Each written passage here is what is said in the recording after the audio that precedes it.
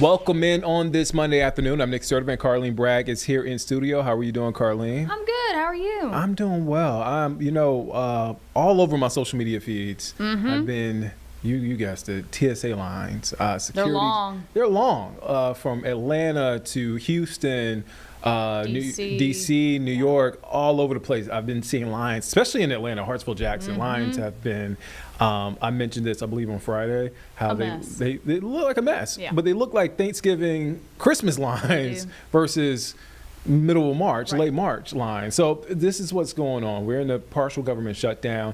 And over the weekend, we learned that White House Border Czar Tom Homan said that ICE agents will deploy at airports across the country to assist TSA officers with security at airport entrances and exits, where lines have been, again, really long in recent weeks.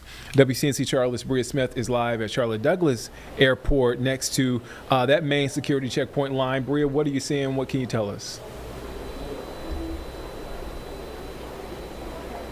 Yeah, Nick. Well, contrary to what we are seeing on social media and online, that very real, very long lines. Here at CLT Airport, I have our photographer Pan.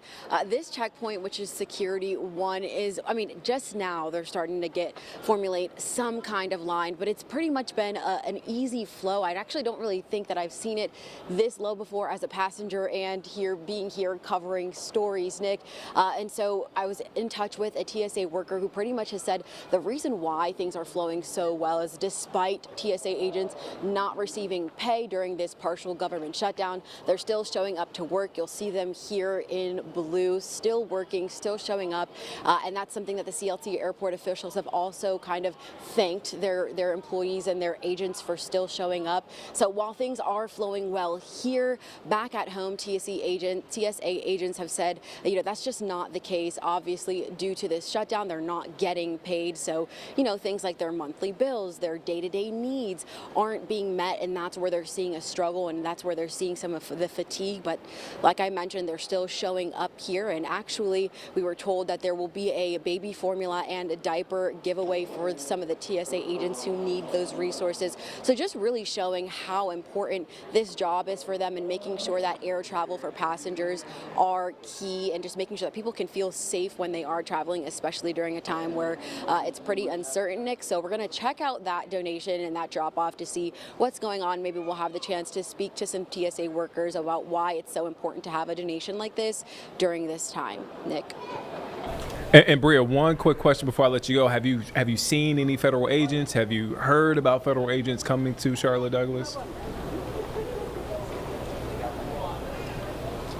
Yeah, Nick, so I have not seen any federal agents, and actually a TSA worker did mention that they won't be coming to Charlotte. Specifically, it'll be mainly to some of the airports that are seeing that significant impact of those long lines. So I'd say about 2-3 hour long lines. So major city airports that just need that assistance. But as of right now, according to that TSA agent, it doesn't look like ICE will be making their way here to Charlotte Airport. All right, Bria Smith live there at Charlotte Douglas International Airport. You can catch her at 4 and 5. Bria, thank you for your time. All right, so again, Bria giving us an update there on things at Charlotte Douglas. It looks like things are running smooth. We'll continue to check back in throughout the course of the day. And we'll continue to give you a look at other spots around the country where lines are really, really long. But let's head to break. We'll be back here in just 2 minutes here on Live Impact News on WCNC Plus.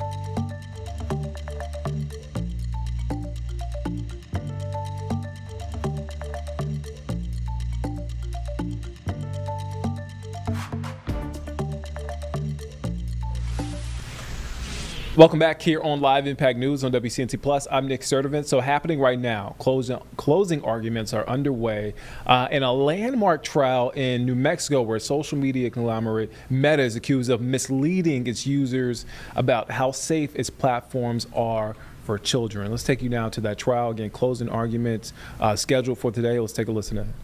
Look at the 3 people who were arrested as a result of the account for Daisy Rodenhorse that Mr. Kitch set up. These are from Meta's own discovery responses in this case. Each of these individuals was known to Meta for years before they chatted with Daisy Rodenhorse. Look at the number of times Meta flagged them, noted violations on the accounts, blocked them for 2 weeks but let them back, removed PYMK suggestions, let them back.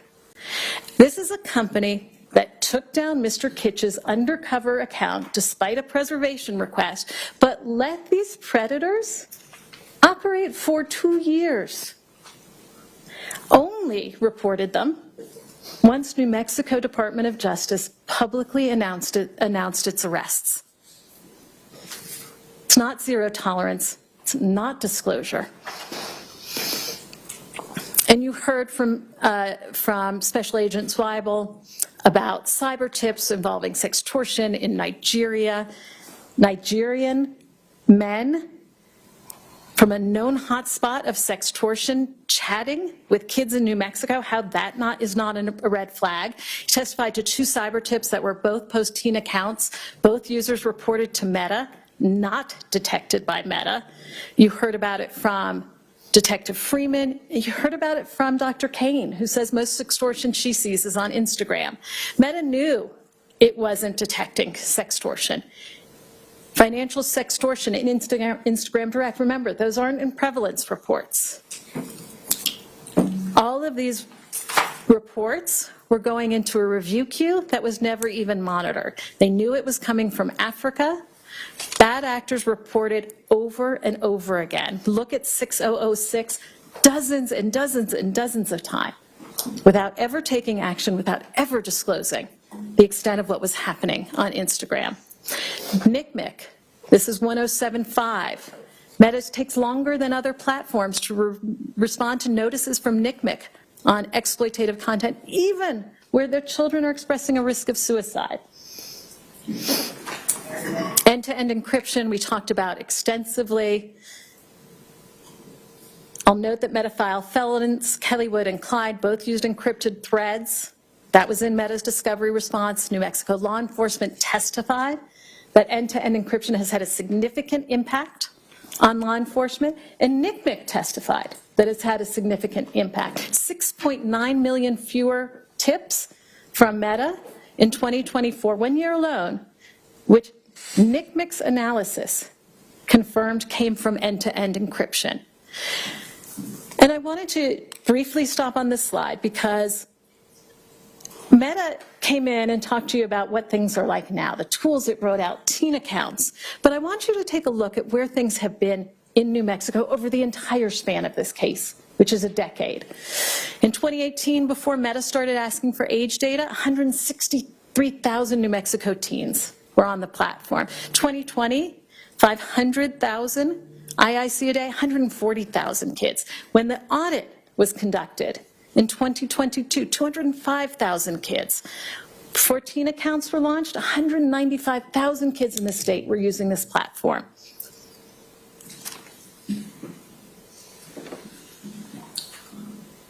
Safety tools.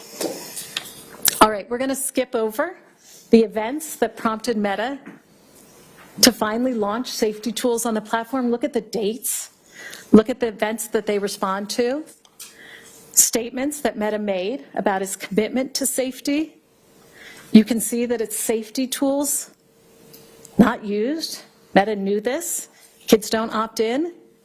Teen accounts, too little, too late. And I encourage you to look at broken promises. You've heard about it. You have it in the jury room.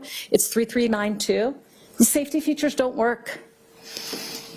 Another broken promise, another failure of disclosure. Though Meta talked about these protections, talked about sensitive content controls, broken promises tell you they didn't work either. eating disorder content still available, missing the mark.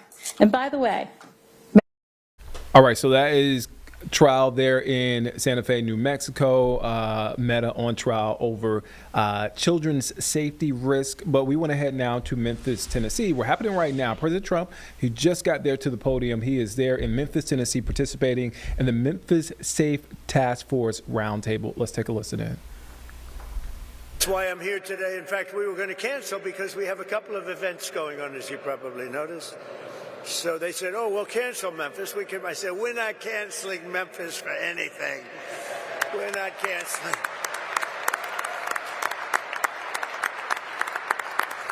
We're not going to cancel Memphis, but we do have some big things happening, and very positive, I have to say. So before getting to our important discussion this morning, let me provide a brief update on Operation Epic Fury, which is a very good name, as it turns out. That was a name. They showed me 20 names. Sir, what name would you like? I didn't like any of them. And then I get toward the end, I said, you got to be kidding. What? Operation Epic Fury. I love that name.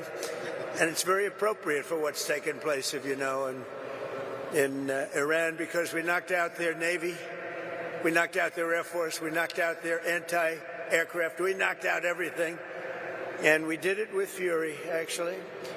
As I announced earlier, based on preliminary conversations between the United States and Iran over the past 2 days, I've directed the Department of War to temporarily postpone planned strikes against major energy and electricity targets in Iran. They have very, very big, new, actually, and very expensive, billions of dollars it costs to build them. One missile, one of our powerful ones, and it comes down to the ground like it was made out of dust. But to determine whether a broader agreement can be reached, we've had very good discussions, very, very good discussions. And you have to understand, I know my whole life has been a negotiation, but with Iran, we've been negotiating for a long time. And this time, they mean business. And it's only because of the great job that our military did is the reason they mean business. They want to settle, and we're going to get it done, and I hope. So hopefully this will be possible, but no matter what, we'll ensure that Iran never obtains a nuclear weapon. They can't have a nuclear weapon. They would have had one if we allowed the Obama deal to stand. That was the Iran nuclear deal, they called it. They would have had one. Marcia 3. Well, I tell you what, Martha, we would have nuclear weapons up there when, would you say, 2 years ago, 3 years ago, or 4 years ago? We would have been in a position that nobody wants to be in. We won't allow ourselves to be in that position.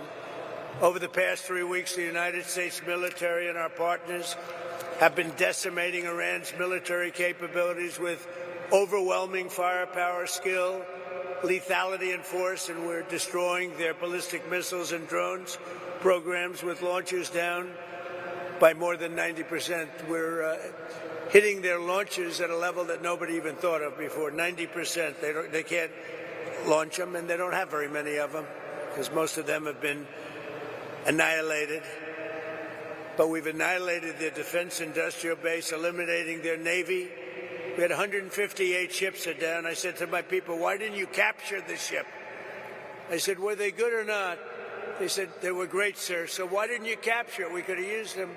They said, it's more fun to put them at the bottom of the sea. But they're not there anymore. So we eliminated their Navy, Pete, right?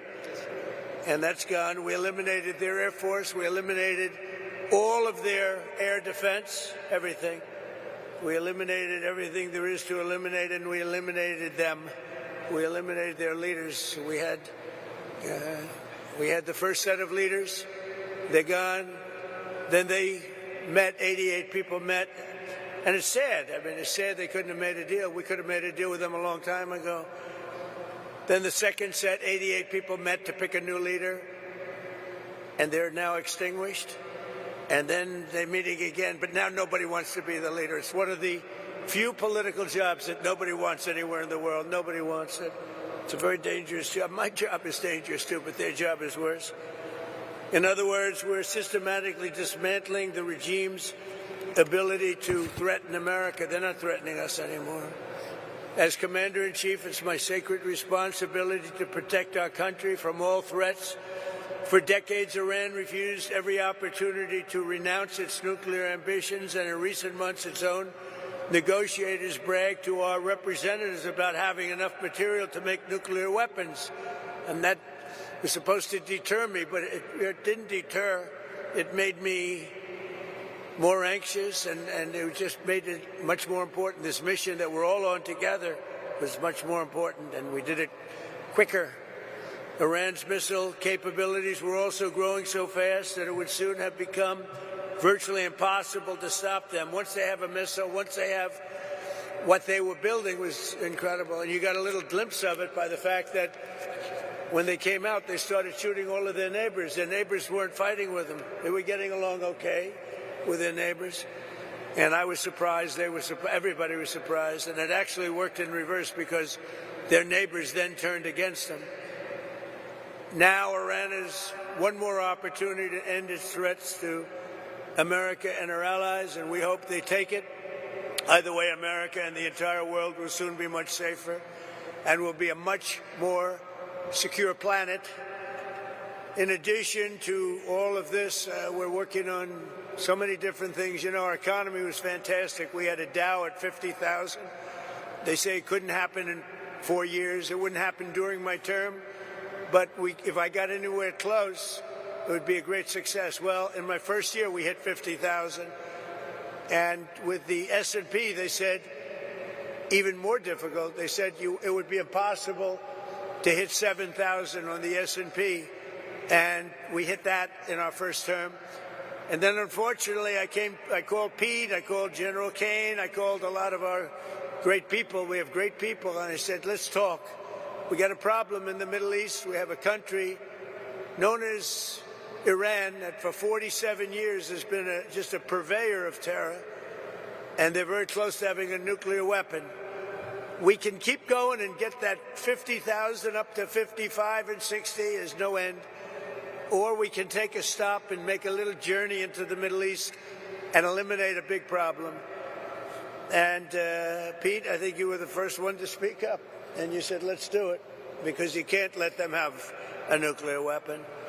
So we are now having really good discussions. They started last night, a little bit, the night before that. And I think they're very good.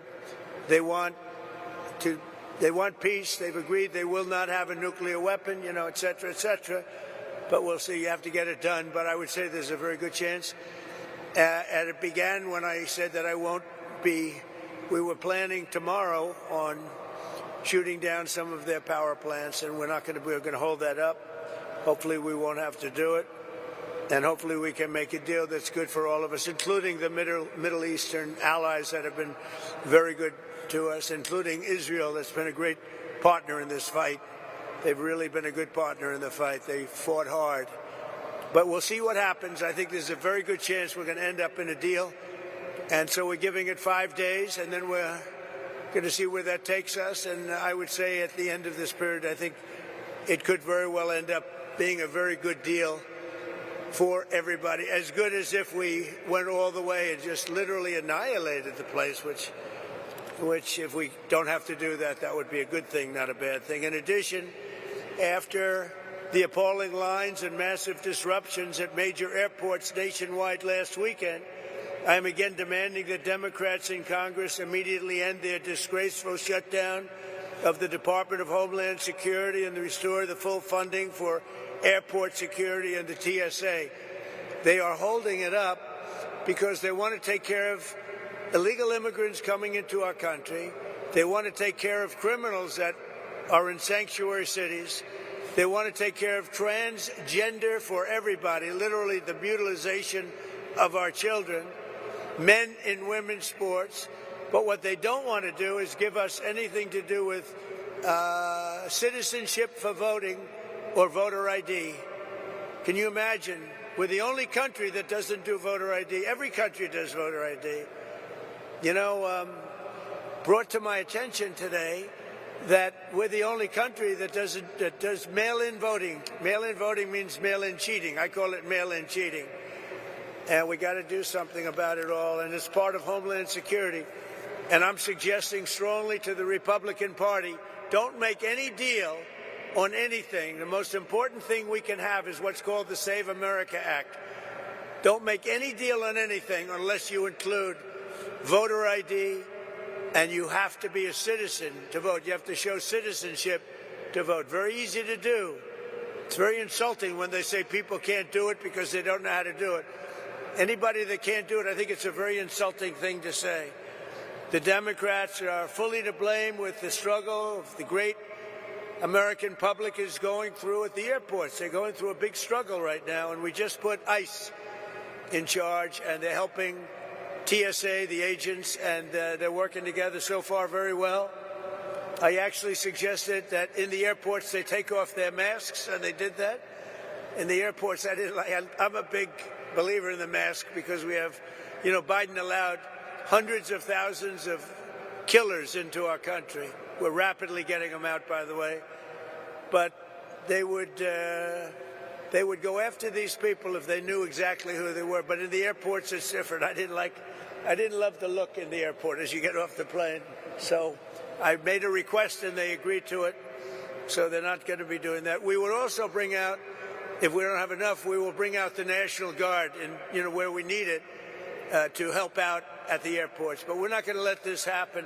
It's extortion by the Democrats. They're holding up money that's already been approved, and now they're willing to go $5 billion reduction in ICE in order to get the approval on a deal that they approved, the great big beautiful deal, which is the biggest tax cut in history, the biggest regulation cut in history.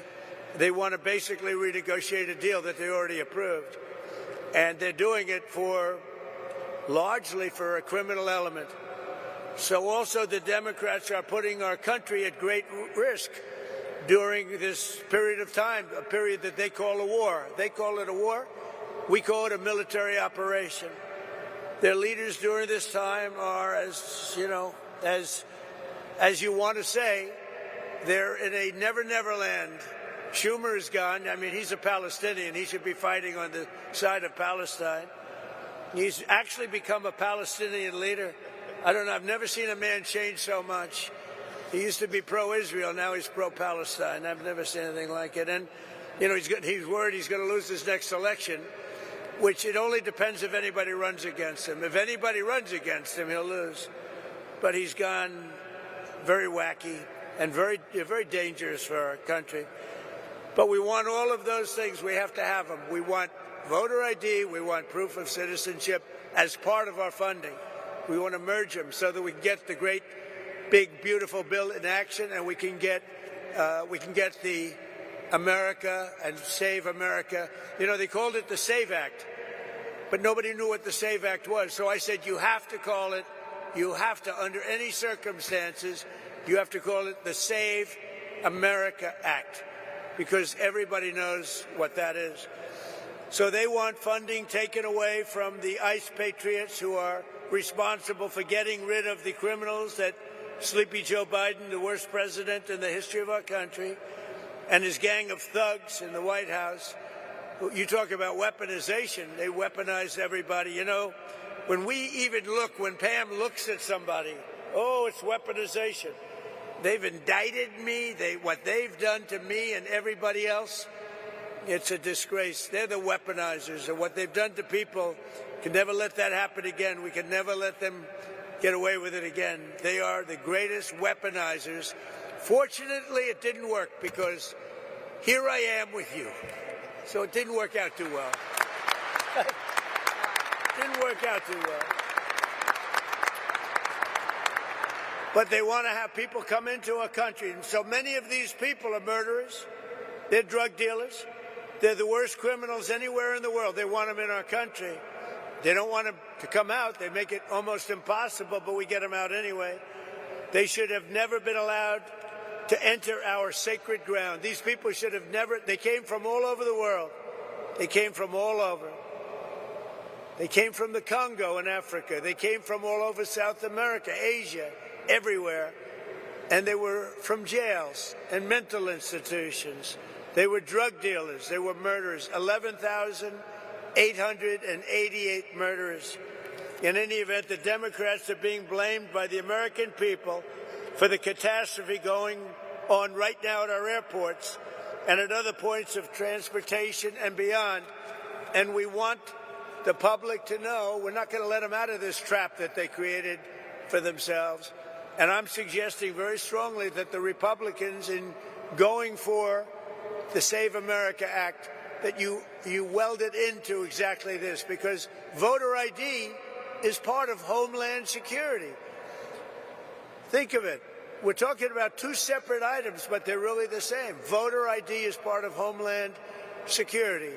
And citizenship, proof of citizenship, is part of Homeland Security. So I think it should be welded in. I think it should be together. You should vote together, because the public has not liked what they've done at the airports, and they've done it, and the public understands it. They've gotten wise to them. Republicans do not settle with Democrats and let them out of this hole that they've buried themselves in. You have to take the votes in the Senate to approve. You need votes to approve. We have to get Democrat votes, and at a certain point, if you could get rid of the filibuster, it would be great. It would be great. Get rid of the filibuster and get it all done. So we'll get it done. We want another thing. We can, or we don't have to, add those other items. And by the way, they say they're 80-20 items. They're not 80-20. They're 99-1. Men playing in women's sports is a 99-1. You look at transgender mutilization of our children. All right, so that is President Trump live there speaking at a safety task force roundtable in Memphis, Tennessee. We're going to come back out here and we are going to take a quick break. We'll be back here in just 2 minutes here on Live Impact News on WCNC Plus.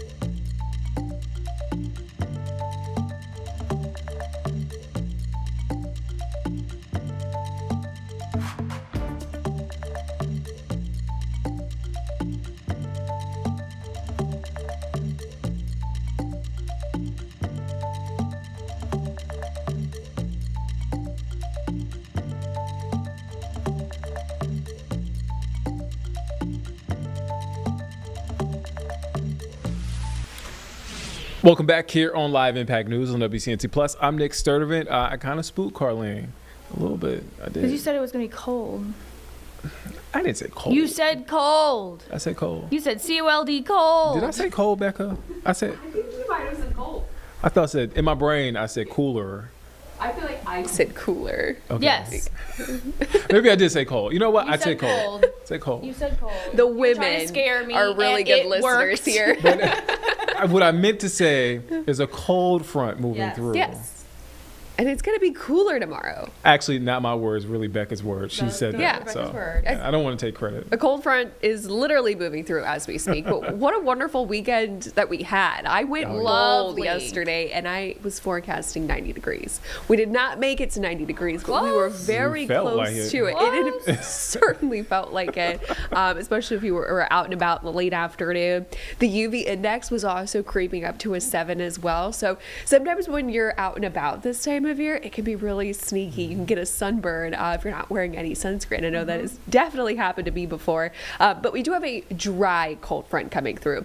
So behind it, winds are going to be quite breezy from the north and northwest. And it's also going to drop our humidity values as well. Hence, that is why we are under a fire danger risk that actually only continues to increase as we go into your Tuesday.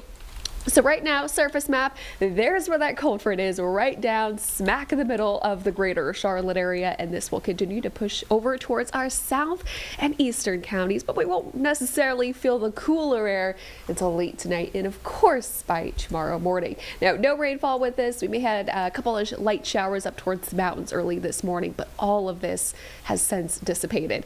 Now, this is a fun fact that meteorologist Chris Mulcahy made this morning. It has been now the third warmest first 3 weeks of March in Charlotte since the 1800s. Oh, wow. And of course, with yesterday's 87 degrees, that certainly helped to it. So we've got a warm next couple of days ahead, but in true March fashion, you know, we see those temperatures go up and down.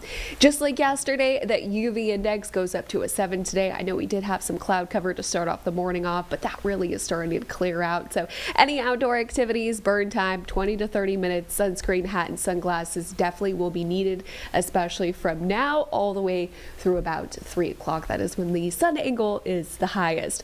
A live look outside over towards Monroe. It is gorgeous. Definitely on the warmer side if you do have any errands to run, but really just a beautiful Monday all around. High temperatures, lower 80s, so not nearly as warm as it was yesterday, but still definitely 10 to 15 degrees above our average high for this time of year. So cold front will continue to sink down to the south and our winds are going to be quite breezy behind it. Take a look at those blues on our service map. That is cooler air incoming for Tuesday and Wednesday. For now, we are focused on the fire danger risk. We do have all the checklists right now. Wind gusts 25 to 30 miles per hour from the north, lower humidity behind this cold front, and lots of just dry fuel, lack of rainfall. We're in a drought status. We also do have brush and leaves, especially when you think up in the higher country. They still have lots of debris from Hurricane Helene. That is the perfect fuel for any wildfire to spread. So outdoor burning, strongly discouraged. Not only today that we under a very high local fire danger risk, but as we go into tomorrow, we actually get upgraded to the red. That is an extreme fire danger, so definitely hold off on any outdoor burning.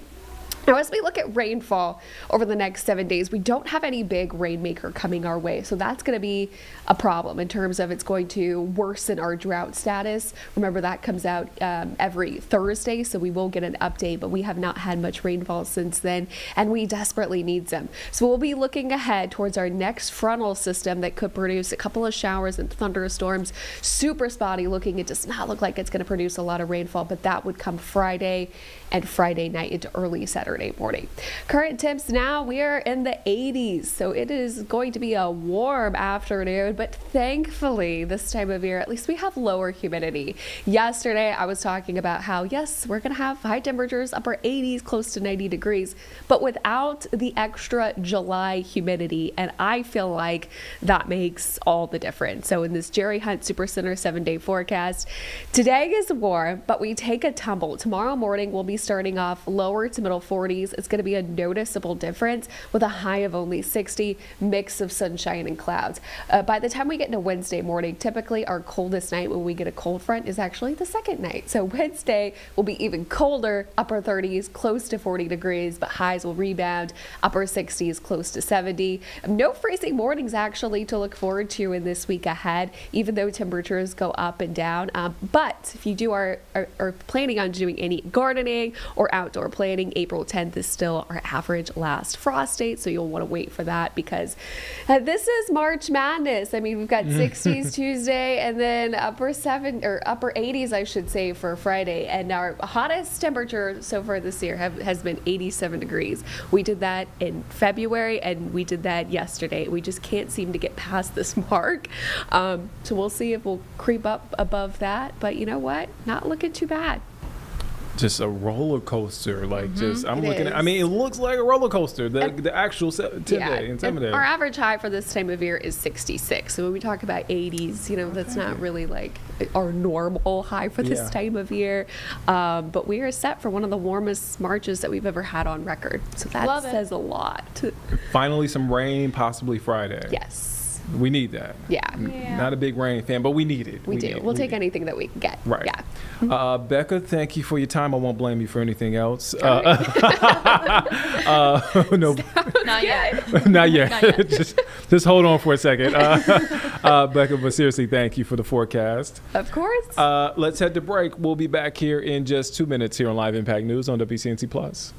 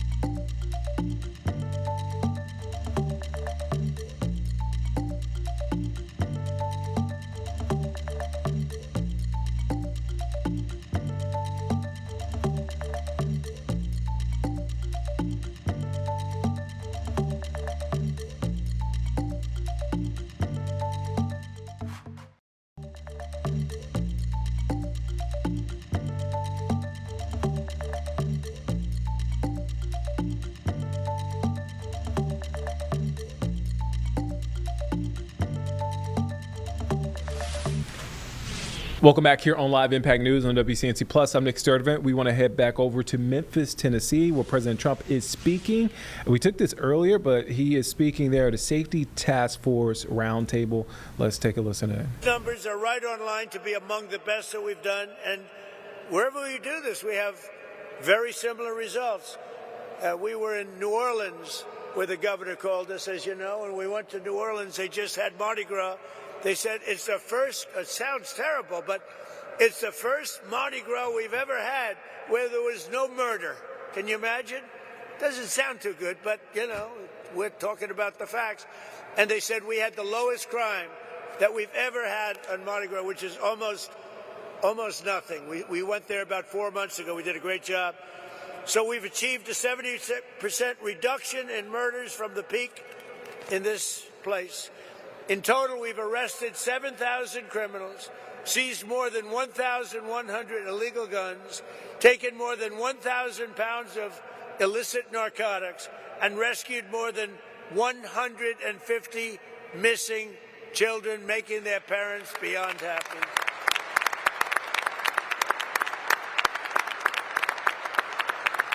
So I'd like you to please join me in thanking, I tell you, every single law enforcement hero here today. We have a small number compared to what's doing the job, who helped make Memphis safe again. Memphis, just so you know, with all of the things we said, you have now developed a reputation as a city that's coming back stronger than any city in the country because of what's happened with crime and because your political leaders had the courage to do what they did. So I'd like you to also say a special welcome and hello to the Tennessee National Guard, the Memphis Police Department, ICE, CBP, the ATF, DEA, Homeland Security Investigations, the U.S. Marshals, the Tennessee Highway Patrol, and all of law enforcement. Everybody got together and they said, we're going to make Memphis great again. And they really did. It's so good. But, you know, I talk about how good it is. We're at 75%. Some people say 80, 81%. That still leaves 20%. You're going to be down in another 2 months, 3 months, I think, Addie. We're going to be down to almost no crime. You're going to be an almost crime-free city. You're going to be so proud of it. People are going to stay. They're going to actually come back because you have everything going, but you have that one horrible cloud over your head. And essentially, people know it's happening, but essentially in another 2 months, you're not going to have anything. You're going to have a virtually crime-free city. So today I'm pleased to announce that the Secretary of War used to be the Secretary of Defense. We made a minor change. We like the sound of it better. That the Secretary of War has just signed a directive to ensure that all National Guard members serving on this task force, as well as in D.C., New Orleans, and our border security missions, will receive the same benefits as active duty troops because you deserve it. That's not bad. That's not bad.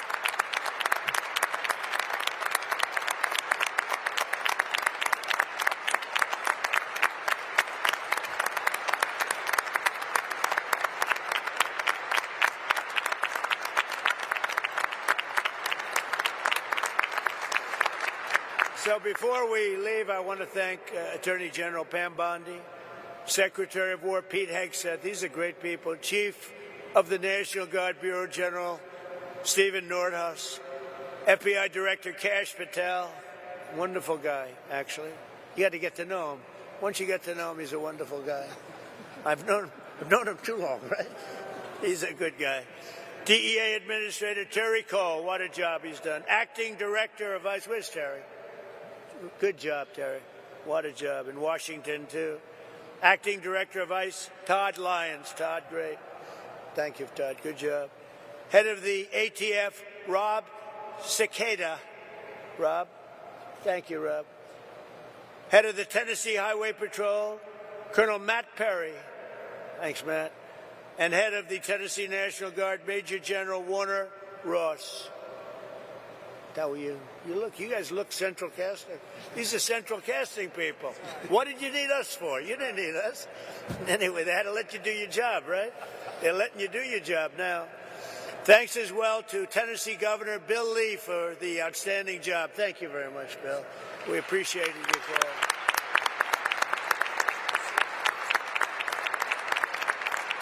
Bill called me up. He said, we need a little help in Memphis, sir, when you get over here, please. He said, I have no pride. We just want this thing straightened out, right? So thank you very much. I'm glad it worked out. Oh, you haven't seen, what do you see? In 90 days from now, you're going to see numbers that blow these off. You're down 70, 75%. You're going to see numbers that you're going to be very proud of. Senators Bill Haggerty and Marsha Blackburn. Great people. Great people. You have some real warriors, too, as your congressmen and women. David Kustoff, Andy Ogles, Diana Harshbarger, John Rose, Matt Van Epps, and Chuck Fleischman. Will you all stand up? Warriors all. Everyone. Great, great people. You don't get better. It's not the easiest job, is it, huh? Speaker of the, you know what I like about them? They're not 3 o'clock in the morning. Sir, I get a call from Mike Johnson, Speaker. Sir, we have a problem. What time is it, Mike? 3 o'clock, sir, morning. We voted 9. We need, it's always the same, you know, it's like 8 or 9. Sir, could you call them for us and see if you can get their vote? 3 o'clock, call them up. Hey, Jim, how you doing? Hello, sir, I'm not there. I'm not there. Well, you got to get there. 9 o'clock, you got to vote. Sir, could I have a little breakfast so we could discuss this bill? You know, like a perfect bill, like, you know, voter ID or something. You know, the bill didn't have to be too great to do it. He said, could we have maybe a little breakfast at the White House, sir? So, because I could get there, but I'm just not there. Come on over for breakfast, Bill. You know? I got a lot of them, too. I have about 9 of them. But these are the people we love. These are the people we love. So I want to thank you all. Speaker of the Tennessee House of Representatives, and I hear this guy, I hear he's fantastic. Cameron Sexton, where is he? I have heard such good things about you. And you're working on a very specific bill right now. I know all about you. That's great. Let me know when it's finished. You know, you got to send me a copy, okay? That's great. Thank you, Cameron. You're doing a great job. Shelby County Sheriff Floyd Bonner. Thank you, Floyd. National President of the Fraternal Order of Police. Oh, that's a big one. He gave me his endorsement. Patrick Yost. Where's Patrick? He gave me his endorsement. I said, well, what's your endorsement worth? How many members? He said, sir, we have 490,000 members. I said, that's a good endorsement. Patrick, do you think anybody outside of, within law enforcement, did anybody vote for Kamala that you know of? Don't say it. You're going to get yourself in trouble. Don't say it. But thank you, Pat. That's great. We had an unbelievable, well, I do believe we got 98, 99% with law enforcement. And why not? President of the National Sheriff's Association, Chris West. Chris, thank you very much. Thank you, Chris. Stand up, Chris. Thank you. Well, why are you so far back there, Chris? You deserve to be in the front row. National President of the Federal Law Enforcement Officers Association, Matt Silverman. Great guy, too. They're all great guys, all guys we know. All guys, thank you, Matt. They're all guys that supported me, Pam, every one of them. For years, our leaders allowed entire cities in America to be destroyed by crime, drugs, and gang violence. Tolerating this violence was always a choice. 19 of the 20 most dangerous cities in America are run by Democrats. I'm surprised. I thought it was 20 of 20. I don't know why it's 19. I don't believe it. It's like, I heard it was 25 out of 25. Well, I'll find out about it because I don't believe it's right. Whoever wrote that statistic is wrong. But under the Trump administration, we believe that no city or neighborhood should be left behind. In Memphis, the crime became so horrible that residents were made prisoners of violence in their own community, in their own home.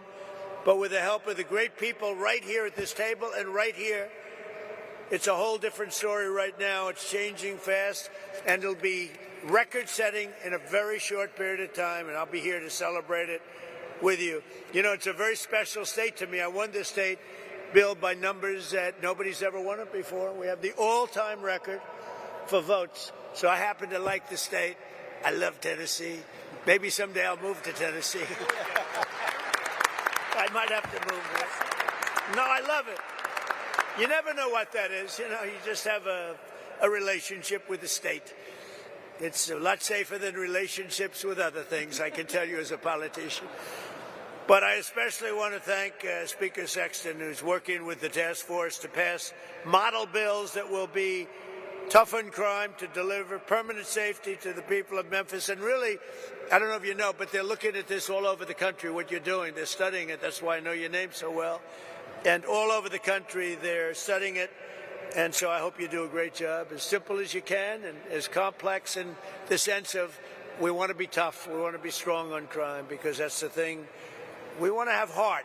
We want to have fairness, but we have to be tough, because some of these people are bad people that should have never been allowed to be here. Since I took office, we have successfully arrested or removed from the country over 500,000 hard-line criminals. And under our leadership last year, the murder rate nationwide saw the single largest decline ever recorded to the lowest level in 125 years. That's something. That's something. And this is despite the fact that they allowed 25 million people into our country. Many of those people should never have been allowed into our country. So now I'd like to ask Director Gaddy Seralta, who's really a special guy, and I've lived with him because of Washington, D.C. I saw what he did, but to say a few words. And congratulations for what you've done everywhere, but today we're only interested in one place, Memphis, Tennessee. Thank you very much. Gaddy? Thank you, Mr. President. Thank you very much. So good morning to you, and thank you, Mr. President. Today we celebrate the successes of this incredible mission in all our federal, state. All right, President Trump just finished speaking there in Memphis, Tennessee. He's there for a safety task force roundtable that's happening live there. We're going to come back out here, and we're going to take a quick break. We'll be back here in just 2 minutes here on Live Impact News on WCNC Plus.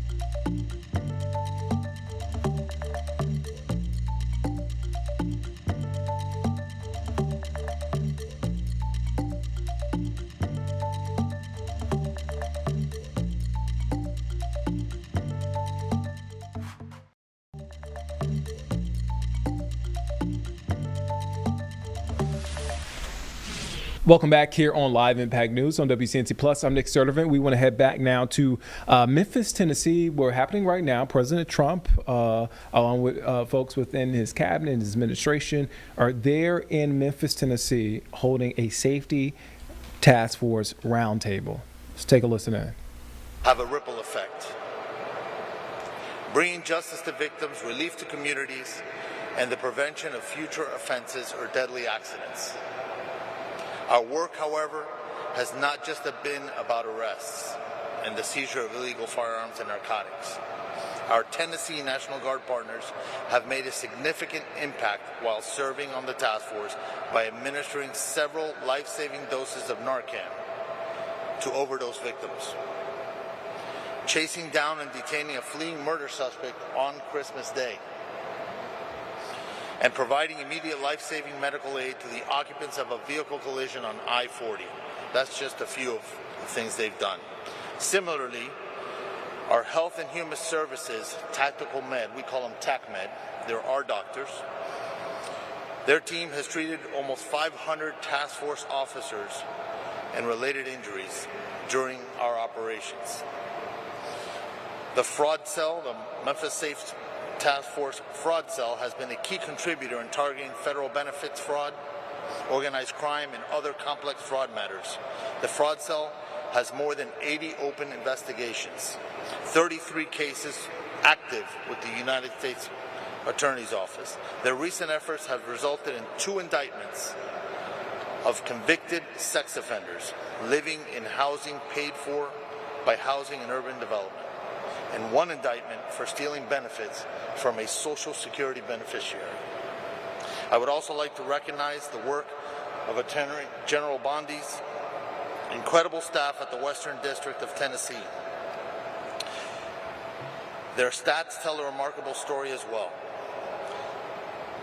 They have increased the number of defendants charged by 221%, and the number of cases indicted by 204% when compared to the same operational period last year. I see you smiling, Mike. Congratulations. Without question,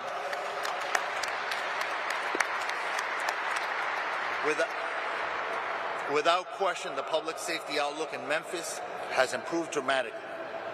In the past 6 months, collectively, our efforts have resulted in a 43% reduction in total serious crimes, 37% reduction in murder, 40% reduction in sexual assault, 56% reduction in robbery, 68% reduction in motor vehicle thefts, and the most impressive of all is a 65% increase in the solvability of the crimes that have been committed.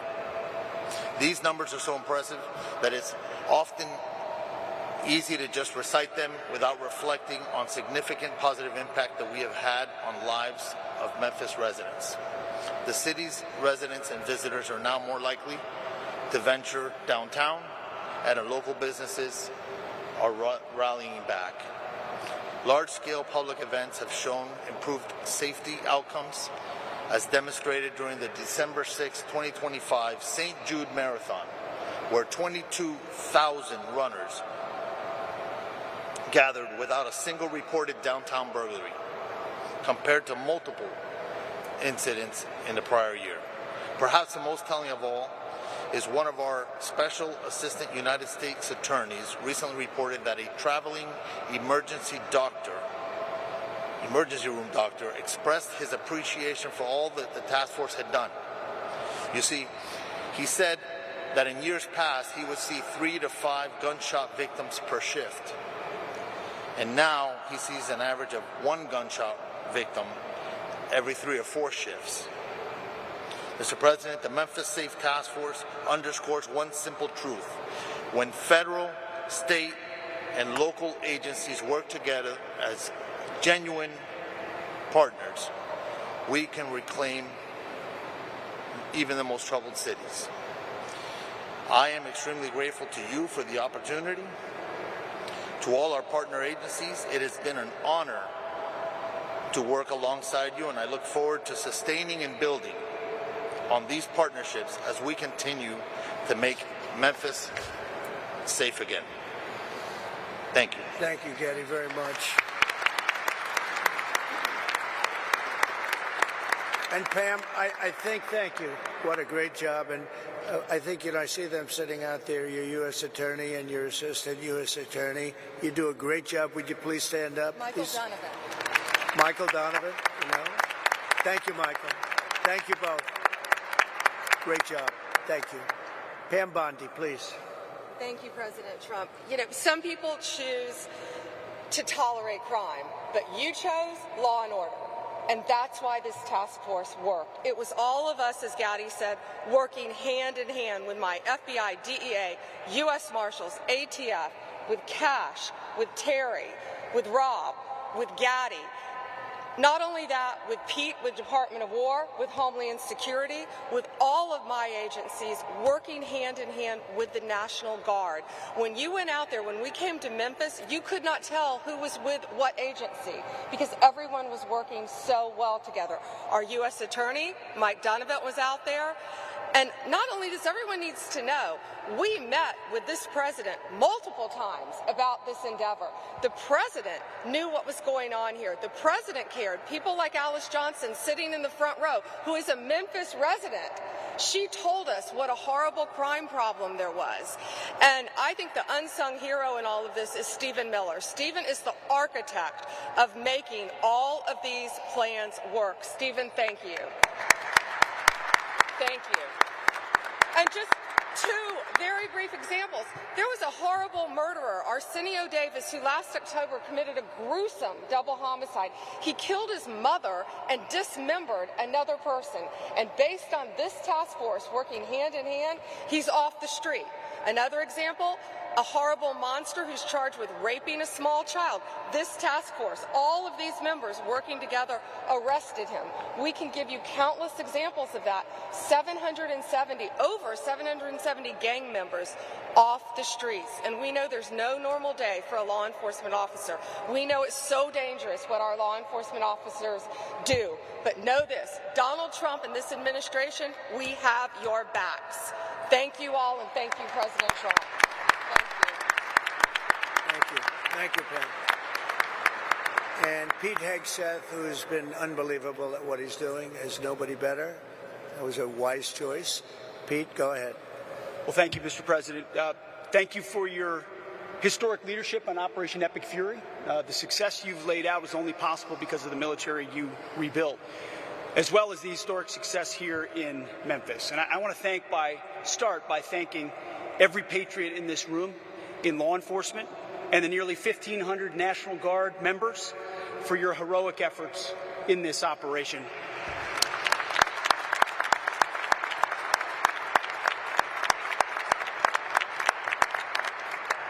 This is more than a task force. This is a statement not just in this city, but across the nation. When I look around this table, I'm looking at people that we work with every day: Governor, Cash, this team, the National Guard, Pam, Stephen, as was mentioned, Gaddy, the Speaker, at the federal level and the state level, working hand in glove. It doesn't happen any other way. You see, before President Trump, our nation was set on a perpetual course of decline. Our defense industrial base had been hollowed out. Our military had lowered its standard, prioritizing equity over merit and lethality. And right here in cities like Memphis, our people were focused on enduring just what seemed to be the status quo of rampant, vicious crime. Well, they let their cities burn to the ground, literally. In the name of hollow humanitarianism, weak leaders, and that's what it is, it's weak leaders, previously provided sanctuary for hordes of dangerous, illegal aliens who preyed on our most vulnerable. Soft on crime, defund the police nonsense tied the hands of our brave law enforcement heroes while the bad guys ran wild.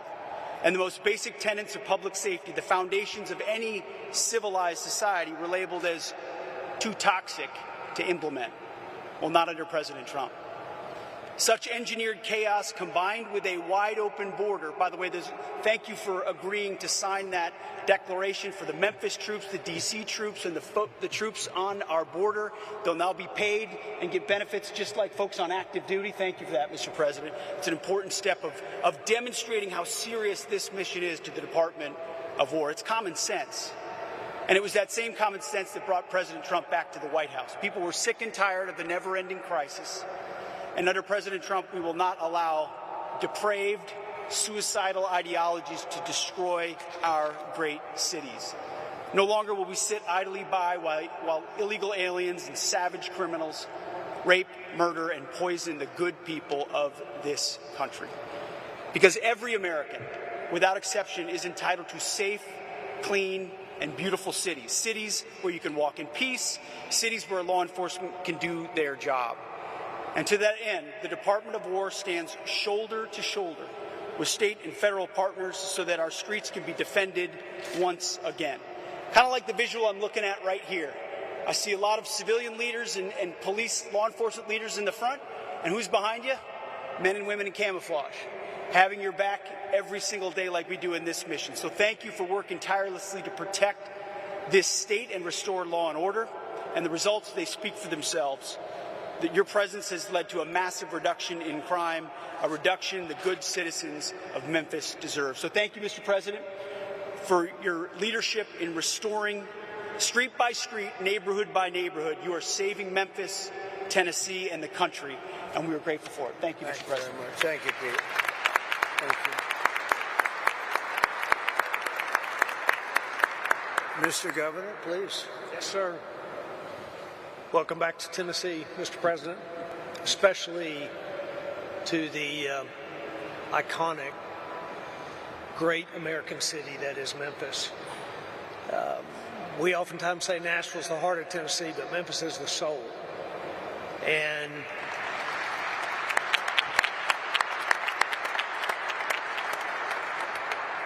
great businesses here, remarkable people, a true, rich cultural history, but a serious problem. And I want to tell you, even for me, today's a very important day, even personally. I'm a man who has loved this city all of my life. My grandparents, my mom born and raised, my family here. As a young kid, spent time with my cousins roaming the community, the neighborhoods in this city. But sadly, for decades, that was not possible for children to do safely anymore. And to watch this great city be plagued by crime like it has for decades was a very tough thing for Tennesseans to do. But as was said earlier, what's happened in the last 6 months has changed that story entirely. And because of your leadership, Mr. President, putting together the Memphis Safe Task Force, putting these people, this leadership team in place, funding and making possible resources that have never before been made available to a city like has been made for Memphis. Because of that, because of the leadership here, and these, especially these men and women of law enforcement and the National Guard, who have, in fact, gone shoulder to shoulder with not only the multiple agencies involved, but with the people of Memphis. What has happened here has created generational change and will create generational change, and it could not have happened except for what's happening and what we're celebrating here today. So the people of Memphis are grateful. This governor is grateful. I thank you for the work that's happened. And we are looking to the future. We believe that great things lie ahead for this city. There's a lot of work yet to be done. The General Assembly, and we are working together with the General Assembly to create legislation that will make certain that this is a lasting effect for our city. I'm very hopeful for the men and women of Memphis that have prayed for a long time. All right, so that is the Safety Task Force Roundtable happening in Memphis, Tennessee. That's happening right now. That is Secretary of Defense Pete Hegseth. Right beside him, to his left, to your right, is President Donald Trump. Let's come back out here and let's take a quick break. We'll be back here in just 2 minutes here on Live Impact News on WCNC Plus.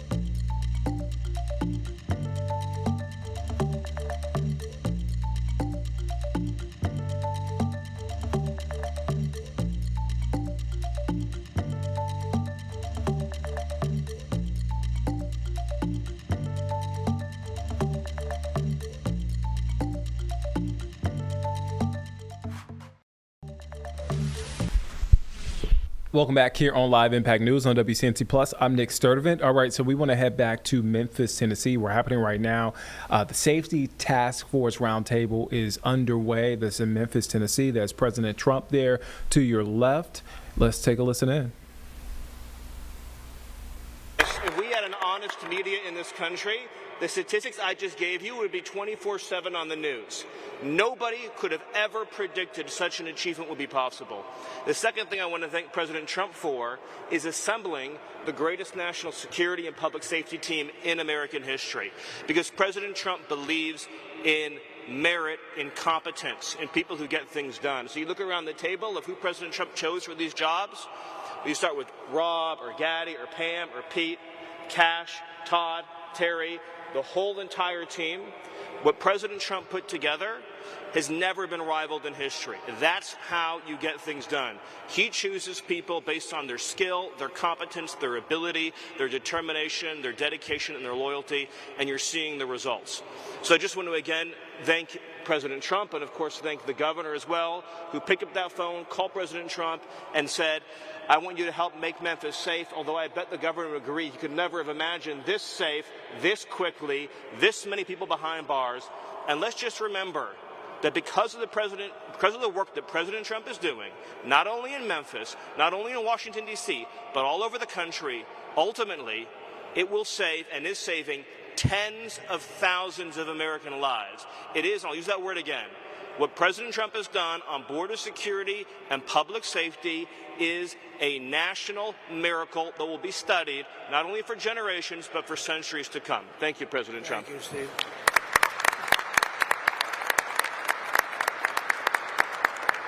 So, Cash, see if you can top that.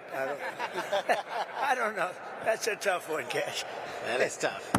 You know, Mr. President, as I look around this venue, I see and I'm reminded again why we have the greatest warriors on God's green earth, the men and women serving in uniform, the men and women serving and wearing the badge, and law enforcement, our police, our sheriffs around the state of Tennessee.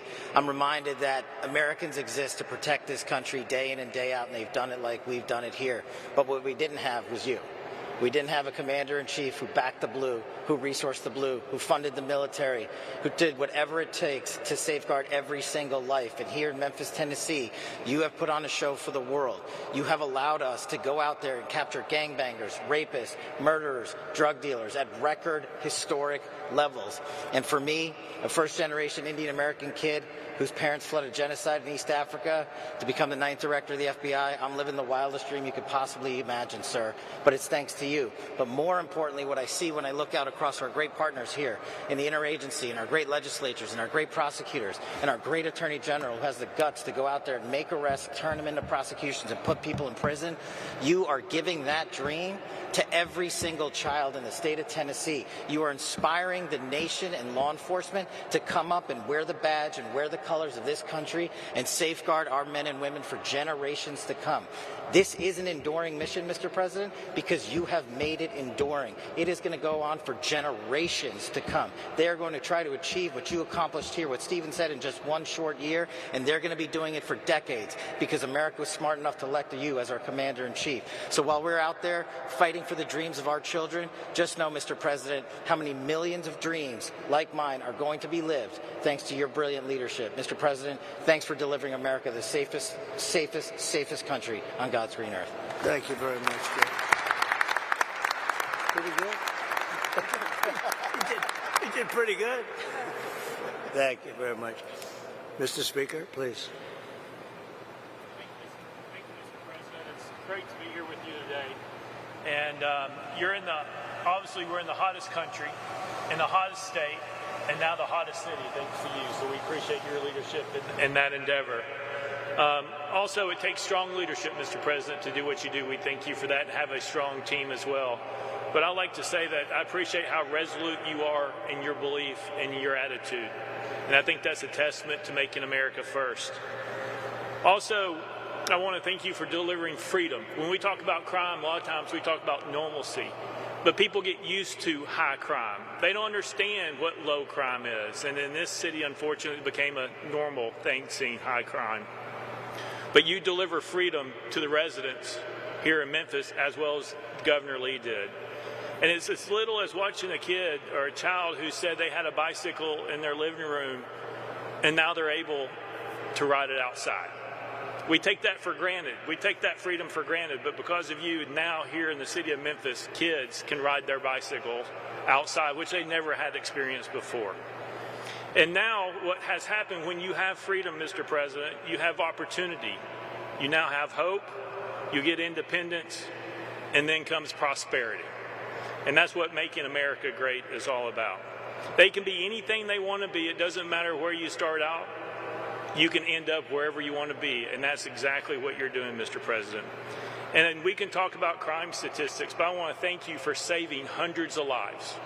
And I mean by saving hundreds of lives, it's those individuals who were not shot and killed in the city of Memphis. Those are saved lives that have something else that God's going to give them to do in their life other than be a crime statistic.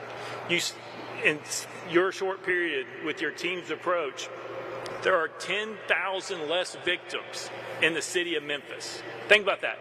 Hundreds of lives saved, 10,000 less victims. That is an accomplishment that you have never seen in this aspect.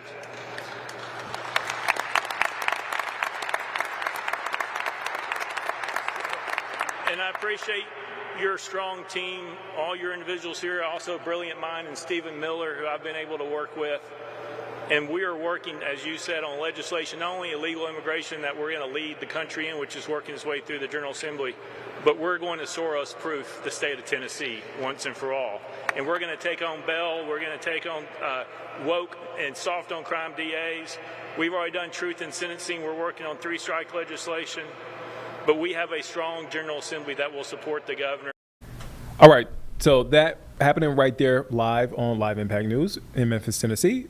President Trump hosting a safety task force roundtable. So we want to get back out. We're following some breaking news out of Concord. Take a look at this. This is a map of about 1,000 plus customers impacted by power outages. Right now, we're still trying to figure out why these outages occurred. But if you take a look there on the map, there's a good chunk there, or outages, I should say, at Concord Mills.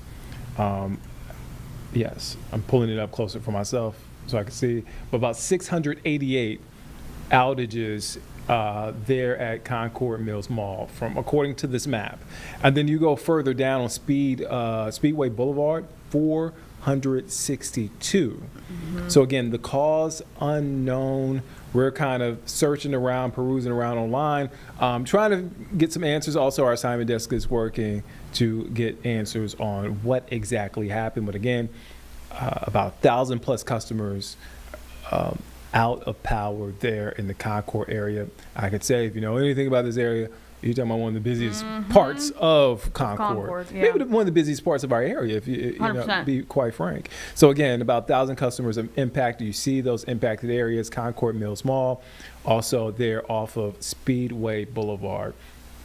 As soon as we learn more, we will be sure to share that with you here on Live Impact News, also on our WCNC Charlotte app and our website too, if you're on a desktop. All right. Let's head to break. We'll be back here in just 2 minutes here on Live Impact News on WCNC Plus.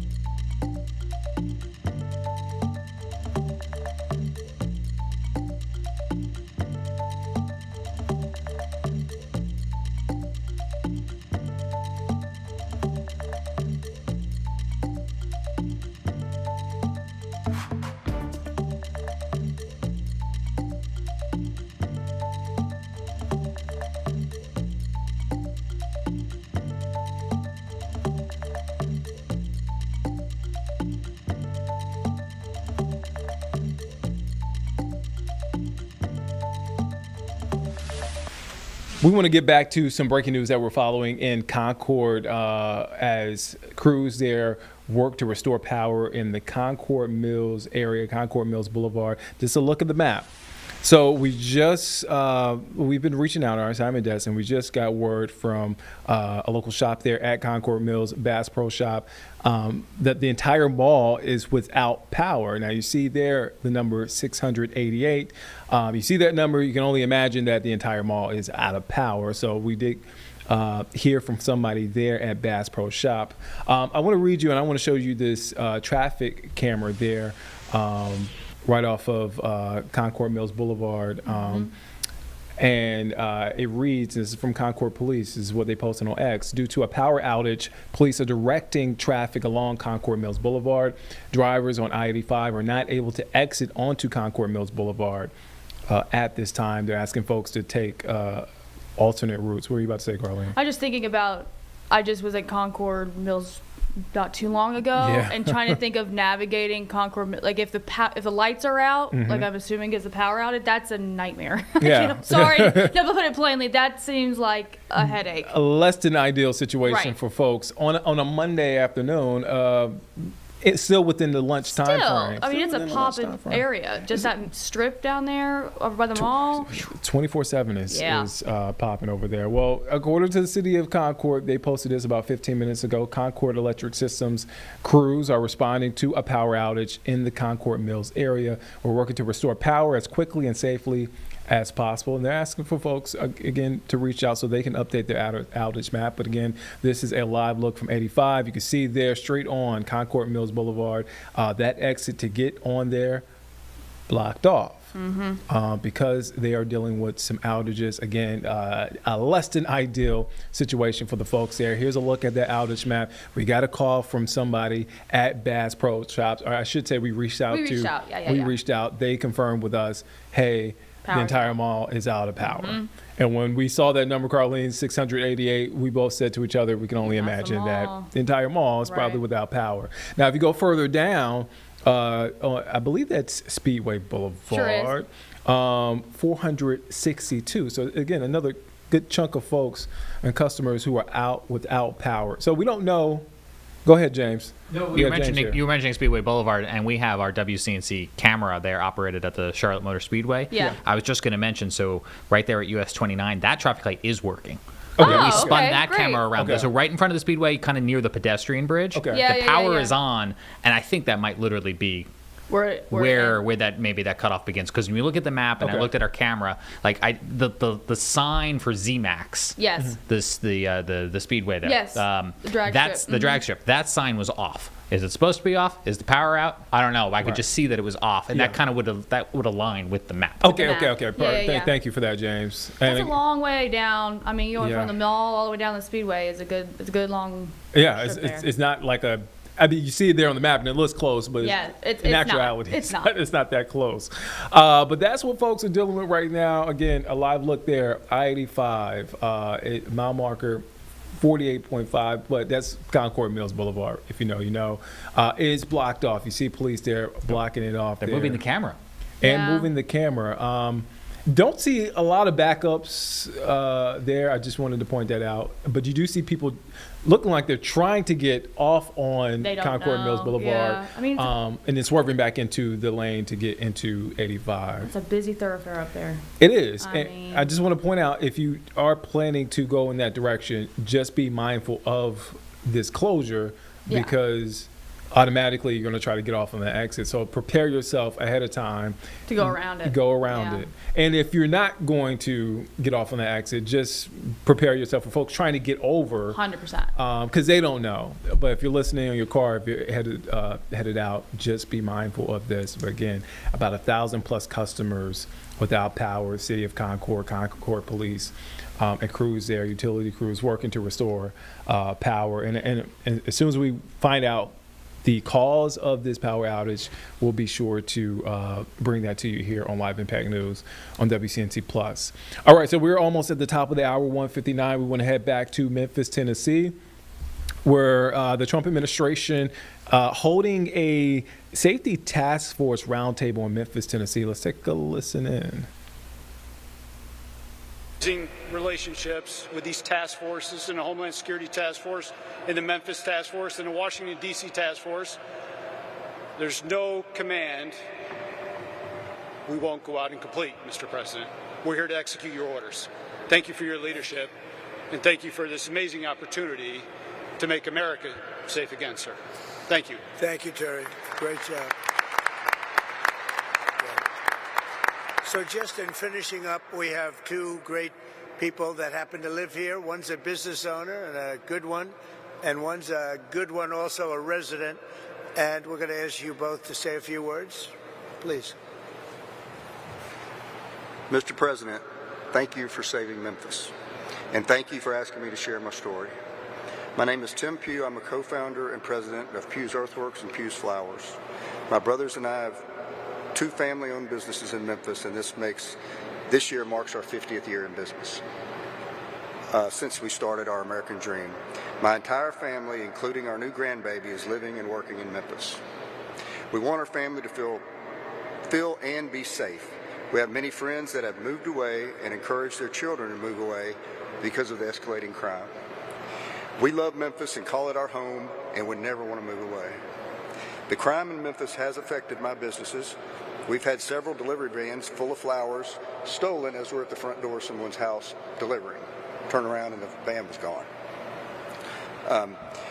We've had landscape equipment stolen from job sites, so now we have to lock each piece of equipment to the truck while we're working on a property. And because of multiple break-ins, including one night we had 5 vans with the catalytic converter stolen on all 5.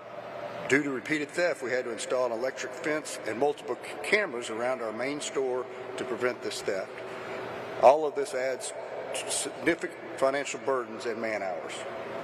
In the spring of last year, members of one of my landscape crews were robbed at gunpoint.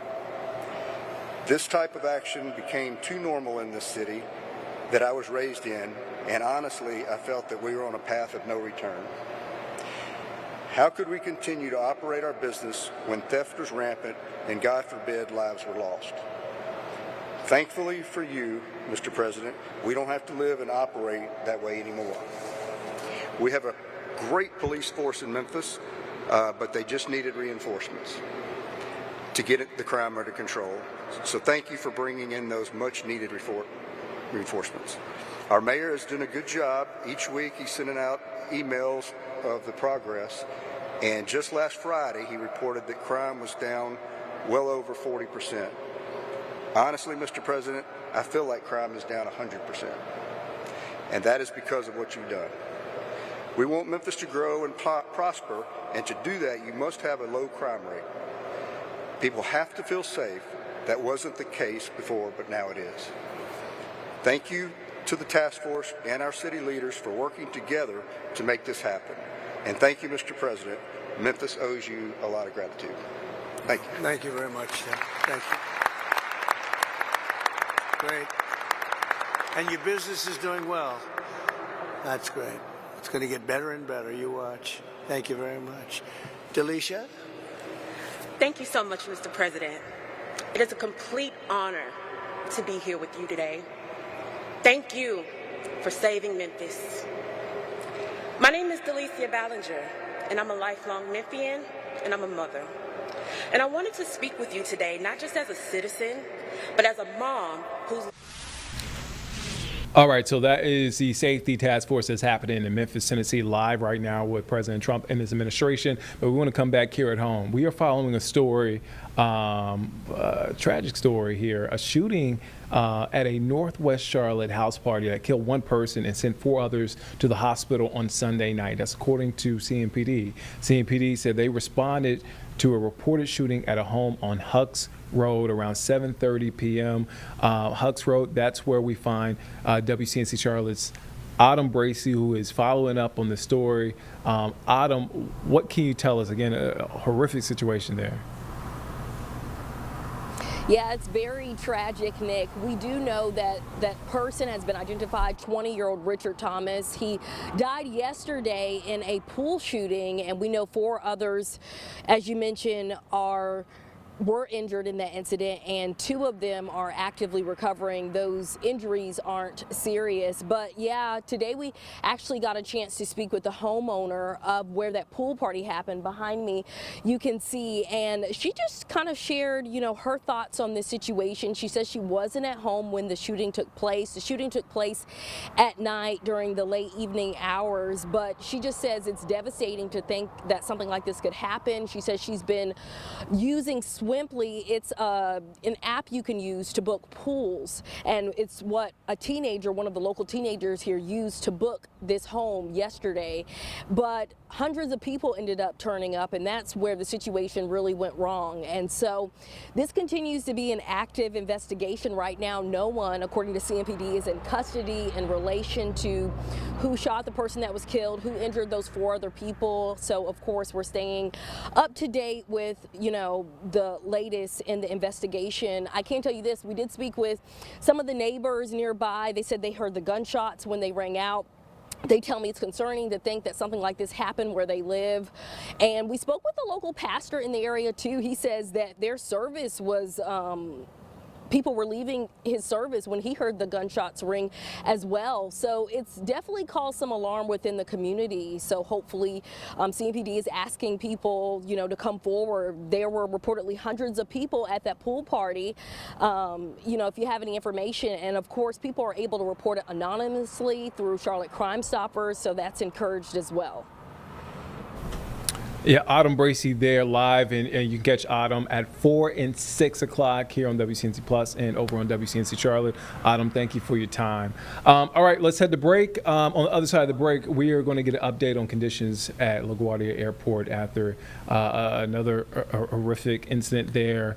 But we'll get updates after the break. We'll be back here in just 2 minutes here on Live Impact News on WCNC Plus.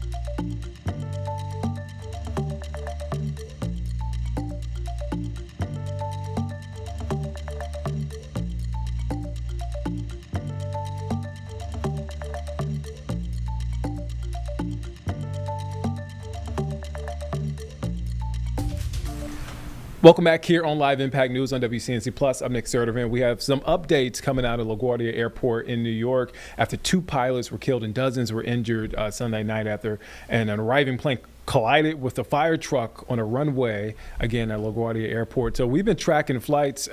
James has been keeping an eye on that. Yeah, we just got a change a moment ago, Nick, and I'm going to go ahead and I'm going to punch up our flight tracker. The very first flight departing LaGuardia in several hours has just departed. It looked like a Delta Airlines flight. And so if we look at flight tracker here, we're going to go into the New York area. This right here, Delta 990, just took off from LaGuardia bound for Atlanta. And this is the first departure we have seen in hours following this morning's collision.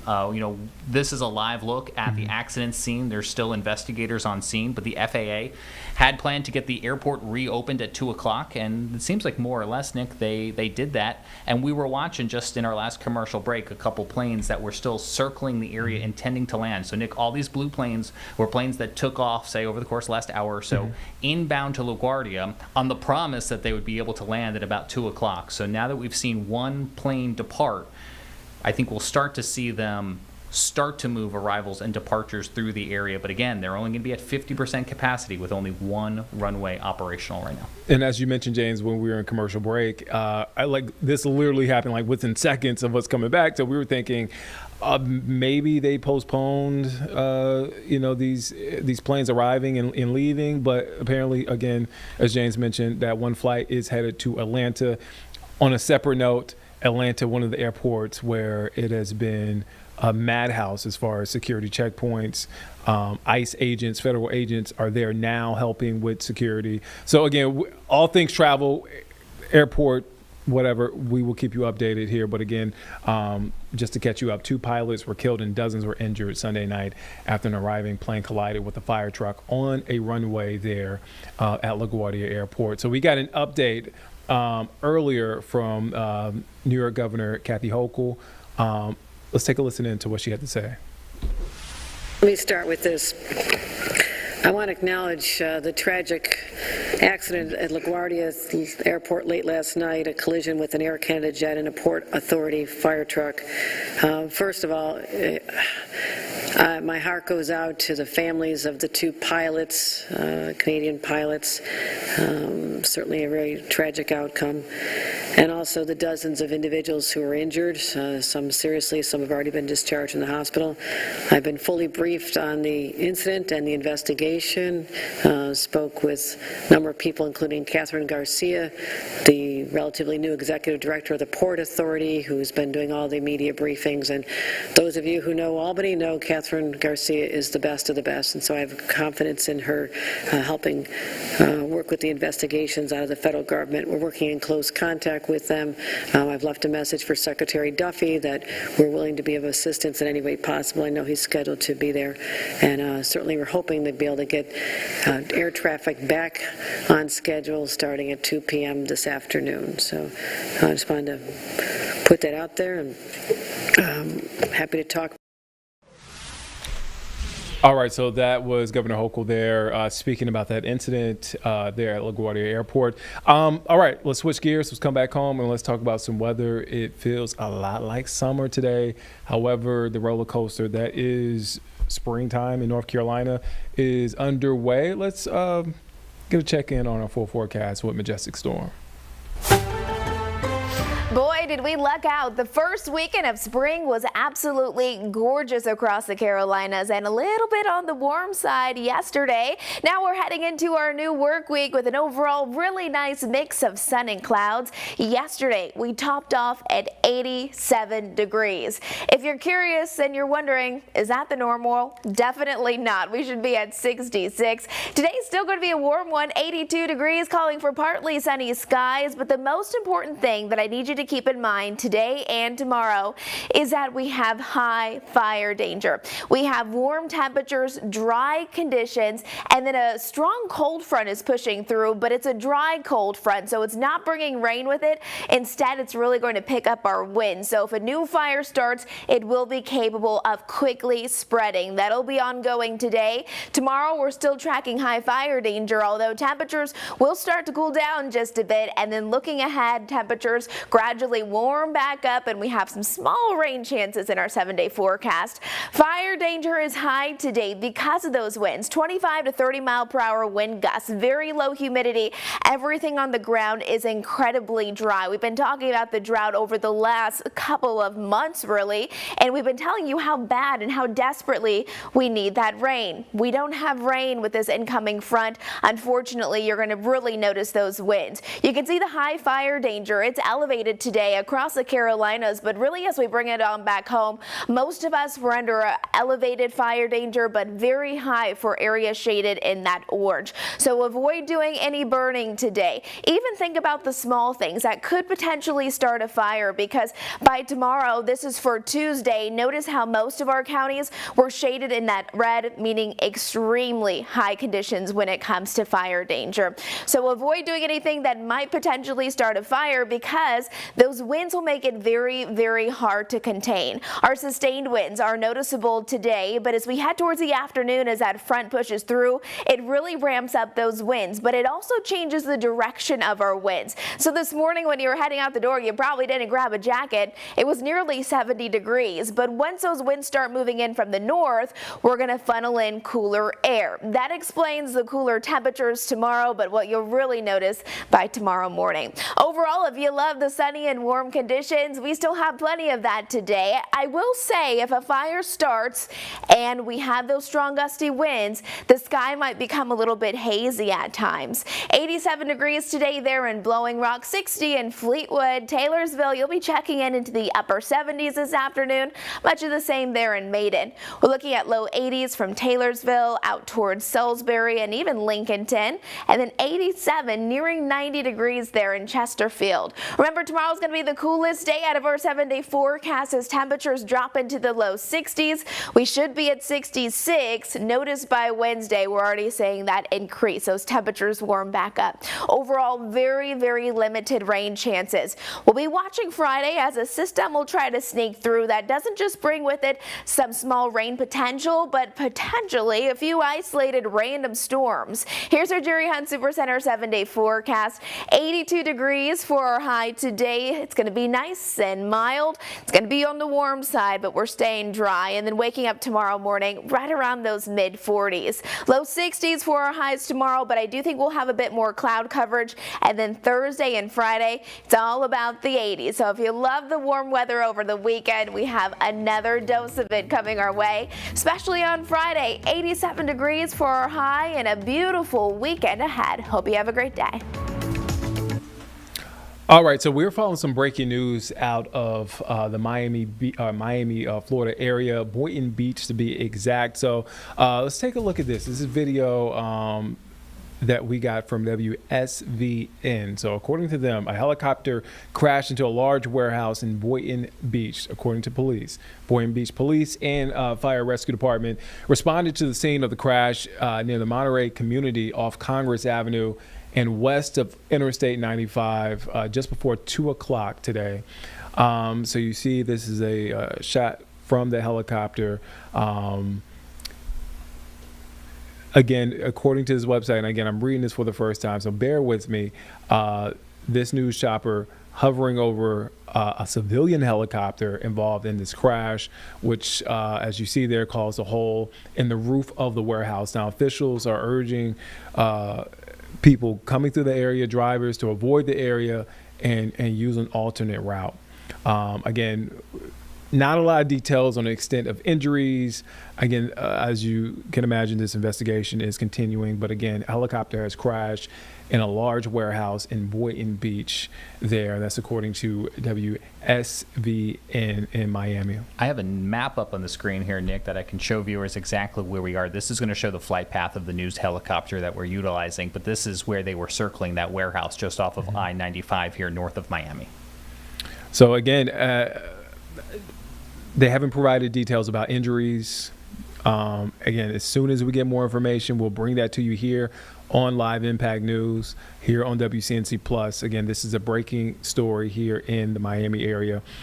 Let's take a quick break. We'll be back here in just 2 minutes here on Live Impact News on WCNC Plus.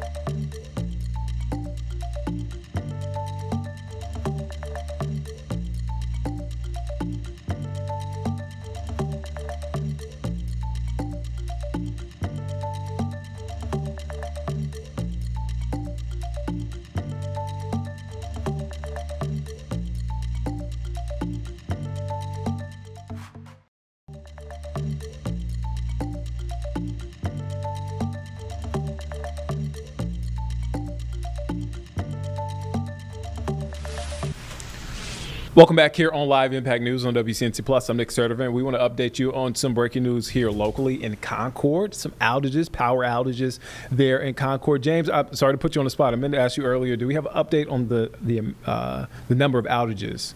Well, the first update that I can immediately spot, Nick, is that they now have the traffic advisory trucks with the arrows there on the exit lane. We're looking I-95 northbound just after you get Interstate 485 and you're approaching that exit for Concord Mills Boulevard, so we can see that they do have that exit ramp properly closed off. Now, to answer your question, Nick, we do have an updated-ish power outage map, but we're still looking at roughly the same. 1,300, 1,400 customers without power. Probably a little bit more from earlier. Well, roughly the same. When you zoom in, it's roughly the same. So again, more than 1,000 folks without power. A lot of that concentrated there in the mall. We reached out to the mall, Bass Pro Shop. A person there confirmed with our assignment desk that the entire mall is without power. You go further down, you see about 462 folks, or customers, I should say, without power. And that's a look at that map. Again, the cause of this power outage for us still unknown. We're still working to figure out what exactly happened, but this is a busy area. We saw folks earlier before that signage came out swerving in and out of that lane to hop on Concord Mills Boulevard, exit 49. And so now that we got the signs there, folks are avoiding going on Concord Mills Boulevard as police and utility crews figure out the situation there. So we'll continue to keep you updated and give you an update on the number of outages. And as soon as the power comes back on, we'll bring it here to you on Live Impact News on WCNC Plus.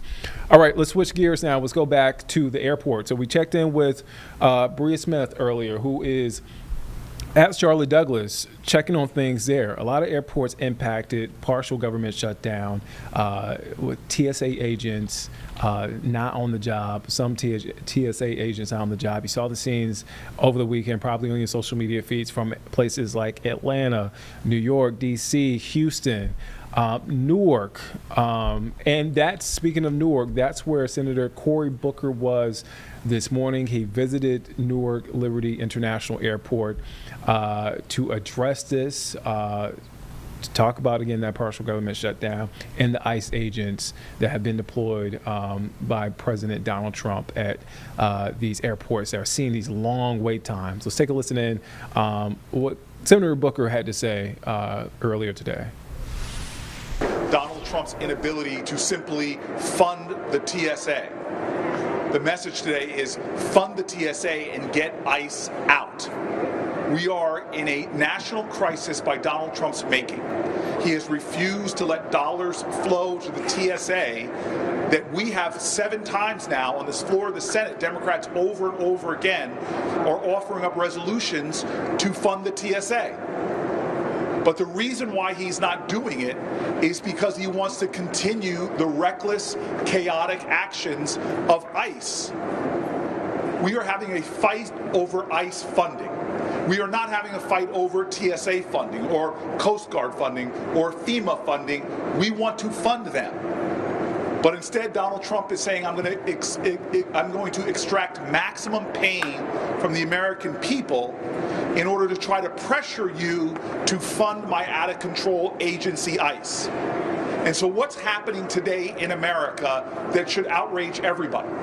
He's taking this very same agency that has been bursting into our schools, into our churches, into our hospitals, into our courts, and even into the homes of Americans. He's taking that agency that is reckless and out of control and bringing them to our airports under the lie that somehow this is going to help deal with the long lines that he created in the first place. This is an outrage.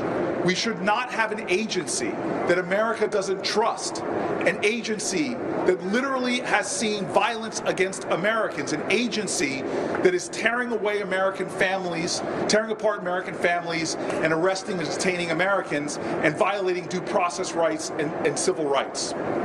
And so the frustration Americans feeling today grows.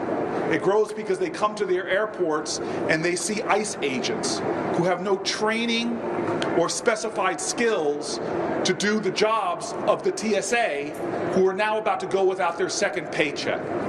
This is mismanagement. This is corruption. This is trying to use innocent people as a pawn in a very awful political game. And so I am saying it again, now, today, fund TSA and get ICE out of our airports.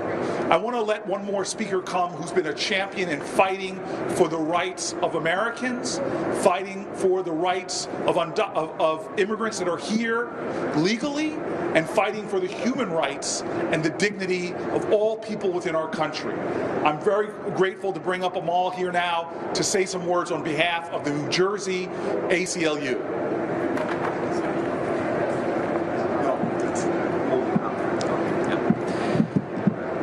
Thank you so much, Senator Booker. I share your outrage, and I share the outrage felt by countless Americans that our government continues to abuse its power and instill fear amongst the communities throughout this country. We're standing here at Newark Airport.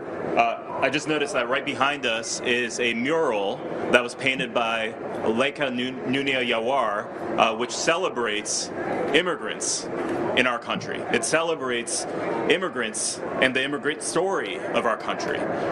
Yet we are here today to talk about how the Trump administration is abusing its power and continuing to deploy ICE, a lawless and reckless agency, to instill fear in the lives of Americans. Never before in our country has an American president deployed armed immigration agents to the airport to inspire fear among American travelers, including families. Congress never intended ICE or other immigration agencies. Just go ahead. Yeah. Congress never intended ICE or other immigration agencies to be used as a tool of political retribution, but that's exactly what the Trump administration is seeking to do yet again. This is yet more proof of the president's intention to use ICE as his own domestic policing force, assigned at his will and on his whim, regardless of the cost to public safety, order, or our most basic rights. Once again, Trump is using immigration agents as his private security force. He's making a political point. He's not scaling back his use of ICE, even though the American people are largely against it. Look, our communities are already living in fear as a result of aggressive immigration enforcement throughout our country. Not only have we seen an escalation of raids by ICE, we've seen ICE kill in cold blood individuals, including American citizens, including in Minneapolis of Renee Good and Alex Preddy, and including Keith Porter and Ruben Martinez. These are stories of families that are devastated right now because of the impact that ICE has had on their lives. These are stories of protesters and journalists and local law enforcement agencies that have been oppressed and suppressed and violently attacked by ICE. This latest move shows that the Trump administration will use federal agents, deploying them whenever convenient, regardless of need, and whether they have appropriate training and regardless of the impact that it has on our communities. There is no need to use ICE or any federal agents, any other armed federal agents at airports. DHS has ample funds to pay TSA agents, yet it does not have the support of the president or the president's administration's political will. This latest move only shows why it's imperative that Congress creates real safeguards and reforms to stop ICE from abusing its authority and creating more fear in our communities. I'll turn it back to the Senator.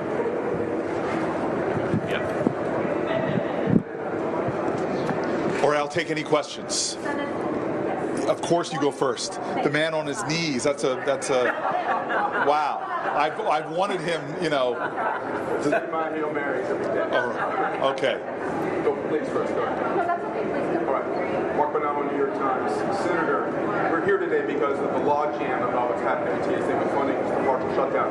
What could break the logjam? Again, remember, there is no logjam over funding TSA.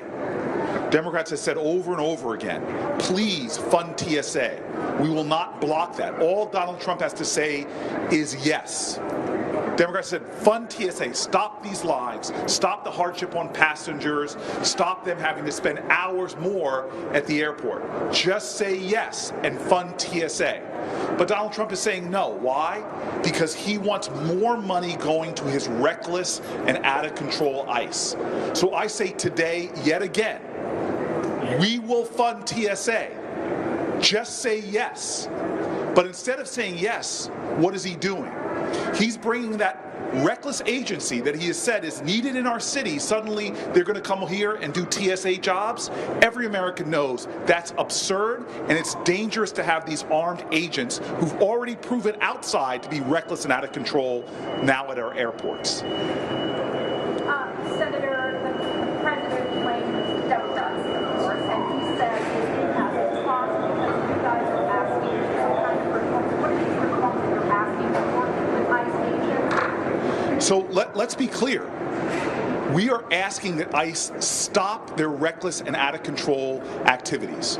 We're asking them to abide by the civil rights of Americans. We're asking them not to barge into Americans' homes without warrants. We're asking them not to beat American citizens, not to arrest members of the press, not to kill people and then have no accountability.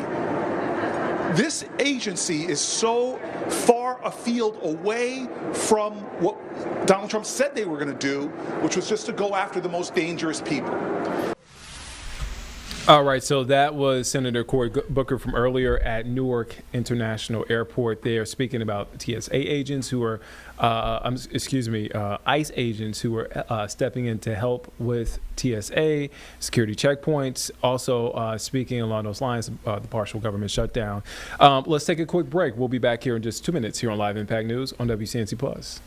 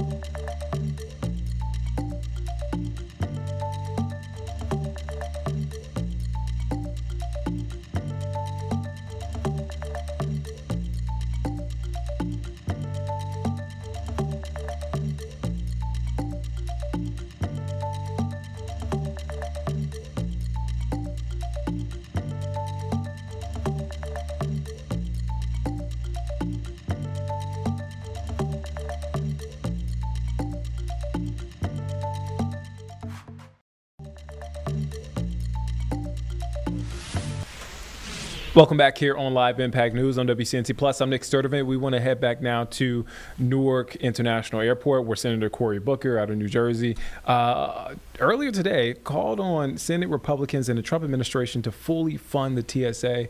Let's take you back there now in case you missed it. Now Donald Trump's immigration activities, his reckless, out-of-control immigration activities, make him wildly unpopular with both Democrats and Republicans. So I'm sorry. This is not about TSA. This is not about our airports. This is about a reckless, out-of-control ICE that he's now brought into our airports. Donald Trump has caused the TSA lines, and now he's doubling down and making it worse by bringing a reckless, armed, out-of-control agency into our airports. This is insanity, and American people have to join together in a chorus of condemnation and saying, stop causing so much pain in America. You've driven up all of our costs, and now you're making us spend 2-3 hours extra at the airports. Yeah, please.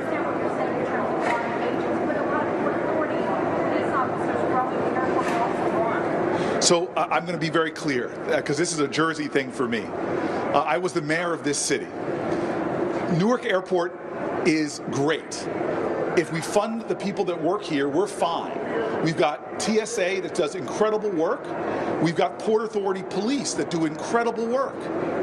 This is a well-functioning airport that's getting better and better. Have you seen the improvements to Terminal A? And now suddenly, Donald Trump has brought chaos into our airport in New Jersey. This is his way of doing things. Chaos, cruelty, and corruption. That is visiting upon us now because Donald Trump won't fund TSA and has brought ICE into our airport here. Any other questions? Senator? Yes. 2 quick questions, if I may. One, can you tell us specific circle and NBC New York City? Nice to see you, Adam. Could you please tell us what they are doing here at the airport today, specifically as it relates to cutting down these lines? Because I haven't seen them at the security checkpoints. I'm just curious, A, what it is they are doing. And then 2, for consumer protection, what if you're a traveler? You show up early to an airport, but because the lines are so long, you still miss your flight. What kind of protections are there for passengers? Is Congress looking at anything to help the flight? Right, so 2 things. One is they couldn't this weekend, when the head of Homeland Security was on TV and asked, what will the ICE agents be doing? He said, I do not know. We're working on that. So they have brought this reckless and out-of-control ICE into our airports and haven't even told the American people what they're specifically doing. And all we see them doing today is roaming around.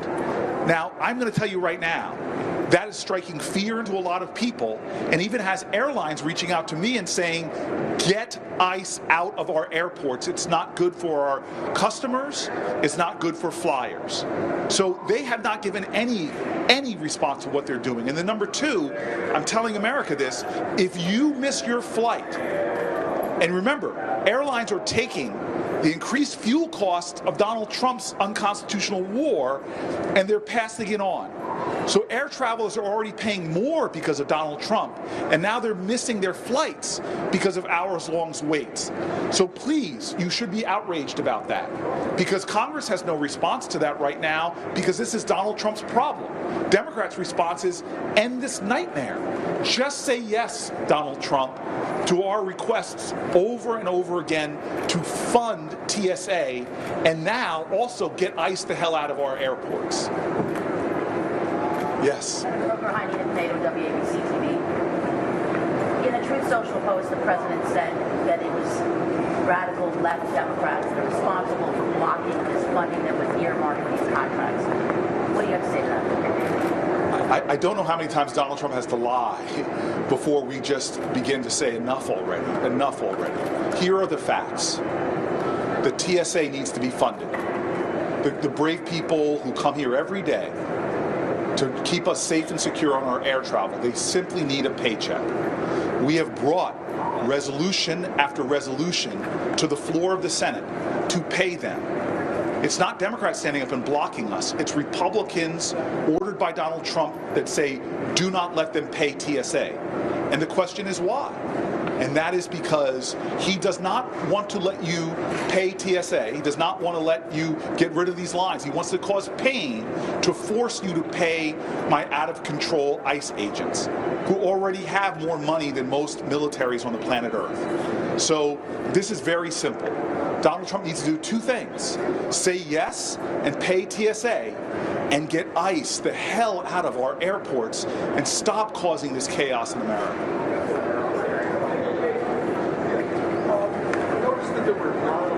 delays today, walking in, so 6 delays.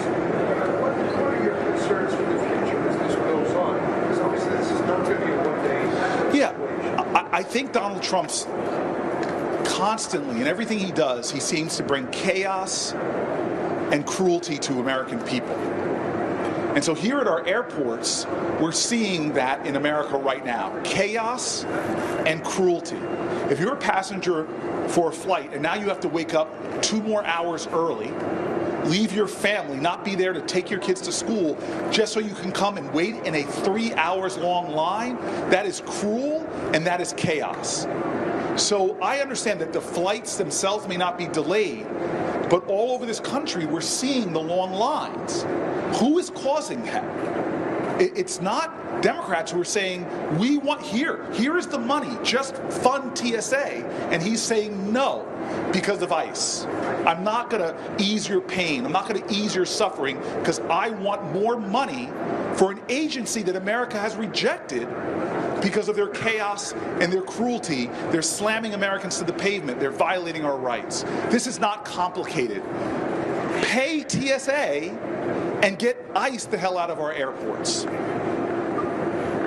Senator Booker, do you have any indication that ICE has changed their tactics? For example, should we be awaiting ICE agents in our midst who are masked at the airport, or are they removing their masks? Is there a clear change in policy at the top level? So first of all, nobody wants masked people jumping out of unmarked cars, ripping people from our streets. We've already seen people use that sort of MO to commit crimes. And Donald Trump says, no, I can't have these people unmasked. It's too dangerous for ICE agents to be unmasked. Well, look around our airports now, they're unmasked, which seems to unmask his lies. ICE is reckless and out of control, unnecessarily upending our neighborhoods, and Donald Trump is defending ICE and then inflicting suffering on the American people. This is not complicated. Our airports would be running smoothly right now. Donald Trump would just say, yes, I will fund TSA. And no, I'm not going to let ICE continue to bring chaos and cruelty to the American people. Okay, thank you. Thanks, everybody. I appreciate you. Thank you.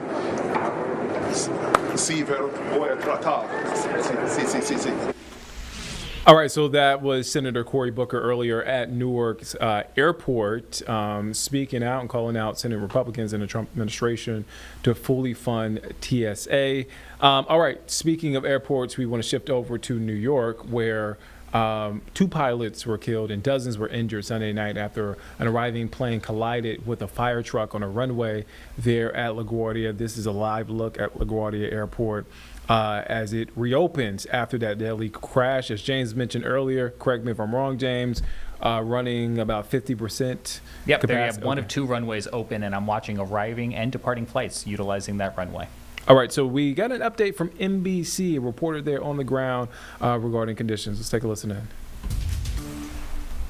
We've actually seen 2 flights take off, finally, long-awaited flights here from the one runway that they've reopened here at LaGuardia. Meanwhile, they're taking off right over this very surreal wreckage that we see. The entire nose of the aircraft is gone. We see investigators right now walking around and just beginning to look into what went wrong here. You mentioned this Air Canada flight crashed into that Port Authority rescue truck. That truck was actually out trying to help look into a United flight, a separate issue. They reported a smell in the cabin, and they were seemingly, from that air traffic control audio, cleared to cross the runway, and that is when that collision happened. We did hear also on that recording that it sounded like the air traffic controllers were telling that truck to stop, but it seems like it just happened too late, and that violent collision unfolded there. Now, it seems like we do hear more flights taking off from here, but with all of the backup that we've had so far, it's going to take a long time for things to actually get back on track. All right, so that was an update there, reporter on the ground there from NBC on the situation there in LaGuardia. So just to put this in perspective, there's a lot of folks here in Charlotte that fly to New York and then back from New York to Charlotte. So here are the impacts from this closure at LaGuardia, again, running about 50% right now. So from Charlotte to LaGuardia, 6 flights have already been canceled. The first of those was scheduled for 7 a.m. 2 flights showed as delayed. One of those is American Airlines, and one of those Republic Airways. And it appears, they hope to get those to New York. And I believe they did, or at least on the way, as soon as LaGuardia reopened, right around 2 o'clock. It was just after 2 o'clock when LaGuardia reopened. So again, from LaGuardia to Charlotte, 7 flights canceled. This first was scheduled for 6 a.m. Now Delta Airlines says that LaGuardia Airport did not reopen until 2. So we were checking it, and it was around 2. It was just maybe 2:01, 2:02. So that's what we have here, just to put into context the impact that we're seeing, that folks are seeing here in the Charlotte area.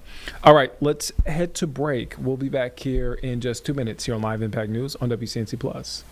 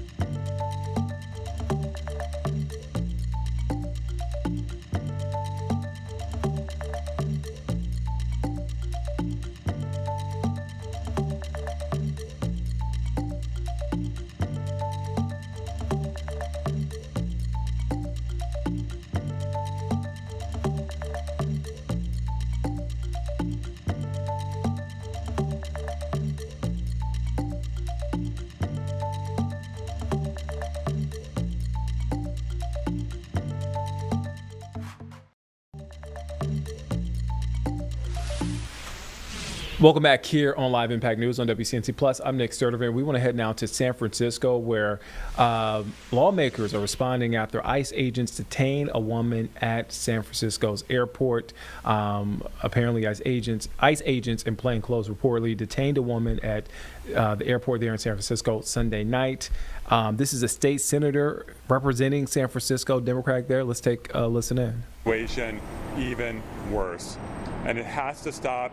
And congressional Democrats need to continue to stand strong and to refuse to fund ICE and Border Patrol, and they should continue to insist on a standalone funding of TSA. I also just want to say that even though everything that played out in Minneapolis, that was all over everyone's TV and social media for weeks, and really pulled back the curtain in terms of what ICE is doing in communities across our country, even though we're not seeing those videos right now, ICE is still in communities across the country and still engaged in its terror campaign with its ski masks and all of the daily constitutional violations that ICE and Border Patrol and others in the federal government are inflicting on our communities. This morning, Donald Trump admitted that masking is not necessary for ICE to do its job. He said he doesn't want to see ICE wearing masks as they engage in enforcement at airports, but he does want to see them continue to wear masks when they are terrorizing immigrant communities. So Donald Trump said the quiet part out loud. These roving gangs, this ICE enforcement, wearing masks, it's not about effective law enforcement. It is about terrorizing immigrant communities, and that is one of the many reasons why this is so deeply despicable. We have been acting in California to put a stop to this. In San Francisco and in California, we are a sanctuary city and a sanctuary state. We do not allow our law enforcement to become part of ICE's deportation machine. That's a very clear line in San Francisco and California.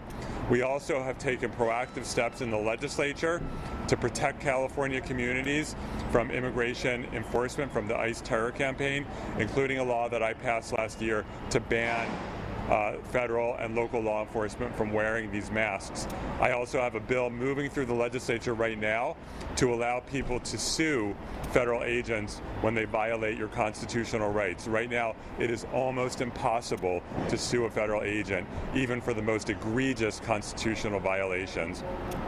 So I'm here today to say once again, ICE needs to be out of California and out of San Francisco, and that is a bright line. Thank you. Senator Wiener, what can you tell us about the woman and her child? Do we know anything about family contact? We don't know the details of the woman who was brutalized last night and put on a plane, as I understand it, with her young child. But it is just part of a broader pattern of what they're doing to families. Scott, do we believe that the ICE agents brought her to the airport and ordered a plane number to take her out? Yeah, my understanding is that they brought her to the airport to put her and her child on a plane for deportation. That's my understanding. And do you know if that ended up happening? My understanding is they did board a plane. With the ICE officers themselves? I don't know if presumably, but I know that the woman and her child, as I understand it, boarded a plane.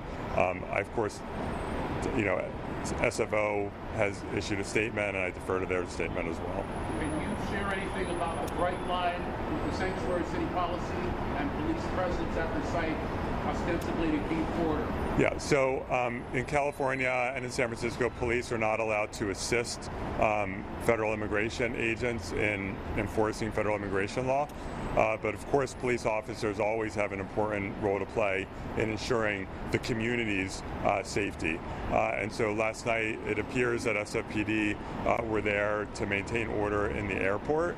And they are always in a very, very difficult position when you have ICE doing the things that it does. And so, of course, we'll wait to learn more. I did see that the SFPD and the mayor put out a statement this morning reiterating that the police were not assisting ICE, that they were there to make sure that there was public safety in the airport. Senator Wiener, what you said about they were reportedly being brought here to get on the plane, from your understanding, can you kind of clarify that? Because the video, just based off the reaction and what it looks like, it doesn't appear to look like maybe she was trying to get on the plane here by herself and was detained. Yeah, like I said, we no doubt will learn more details today and in the coming days. Apparently, ICE is going to put out a statement later today. I always take anything that this administration says with a huge grain of salt. After they declared that Alex Preddy was a terrorist, they really have no credibility. But we will no doubt learn more in the coming hours, days. Can you talk about the timing of this too? Because ICE at airports across the country, the big headline yesterday, people had concerns. Yeah. And then this happens. SFO saying it's not related, but still the timing of it. Yeah, no, so we've seen, so Trump, they came out and they said, because Trump refuses to fund TSA, and he's holding TSA hostage to get more money for ICE and Border Patrol and the private prison gulags. Because he refuses to fund TSA, he has caused chaos in the airports. And then on top of it, we had the crash in New York yesterday and the pilots who died. So he is really fueling chaos at our airports, and then is saying, oh, now we're going to send ICE in to make the situation better. When you send ICE in, when you send ICE in, it only makes things worse. It only creates more fear and chaos, and it's all intentional. He wants to create fear and chaos, and so ICE doesn't know how to do airport security, but they're being sent in, and so now to have this happen basically the same day, even though as far as we can tell it was not part of that operation, everyone is very understandably on edge, and this just fuels that fear. So SFO, as I understand, has essentially like a private arrangement. Yeah. It might not be impacted by the lack of funding for TSA as some other airports. But we do have other major airports in the region, including Oakland International and San Jose, which may be impacted, although it's not your district. We're talking about region-wide. Yeah, so at SFO, it's private contractors, but Department of Homeland Security still oversees it, so there still is a DHS presence because of that, and so SFO is less impacted. But yeah, we're going to see many airports, potentially in the Bay Area as well, who are going to be impacted. I know people in Southern California that were trying to get back to the Bay Area yesterday, and were screwed. Because Trump refuses to fund TSA. I have colleagues in Southern California who were texting that they were, arriving at the airport at 6 a.m. and the flight was finally going to be able to, they're finally going to be able to fly like at 11. So we know Southern California airports are being badly impacted. And again, this is all preventable. All Trump needs to do is agree to fund TSA. Everyone wants to fund TSA, but Democrats correctly have drawn a line and said we're not going to give more money to ICE or to Border Patrol or to this terror campaign unless there is fundamental reform and fundamental changes and an agreement to stop the terror campaign and to stop the masking and to stop the warrantless entry into homes and to put an end to this.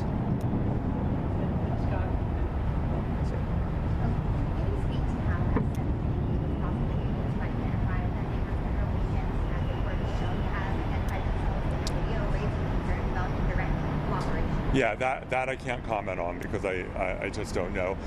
We know that ICE has not a long history, a history for the last 15 months of not identifying themselves. So that would be a question for SFPD. You mentioned that we'll find out more information about the lady that was detained last night. Are you waiting to hear from ICE as well? Are you getting other sources? Of course, we want to know what ICE has to say, but we have to take it with a grain of salt because this administration are pathological liars. So we'll, of course, want to see what ICE's statement is, but we won't automatically believe it, and we're going to want to get other information as well. And I'm confident other information will come out. And in your press release, you said that it was ICE agents today. Yeah. You said, as you were speaking, yeah, you said it was immigration officials. We think it was probably ICE agents. It's always possible that it was Border Patrol or another kind of DHS agent. But it was probably most likely ICE agents. But even if it wasn't ICE, it doesn't matter because we know Border Patrol, for example, has been engaging in a lot of the same outrageous behaviors that ICE has been engaging in. Is it your understanding that young child that was there last night, was she her child? It seems that way, and we believe yes. Scott, is it, we believe that this is routine for ICE agents to be bringing people to the international? I don't know if we can use the word routine anymore because it's all chaos, and they just do a lot of things that are not normal. So I imagine there are various ways that they transport people, but again, we don't know.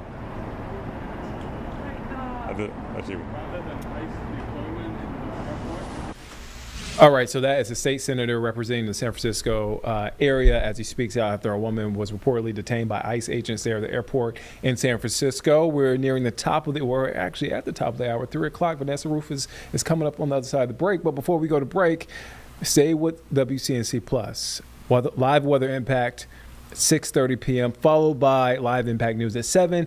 Flashpoint is a good one at 9 p.m. Speaking with Julie Kay, Ben Thompson, speaking with council members Malcolm Graham, also Ed Driggs on the controversial I-77 project.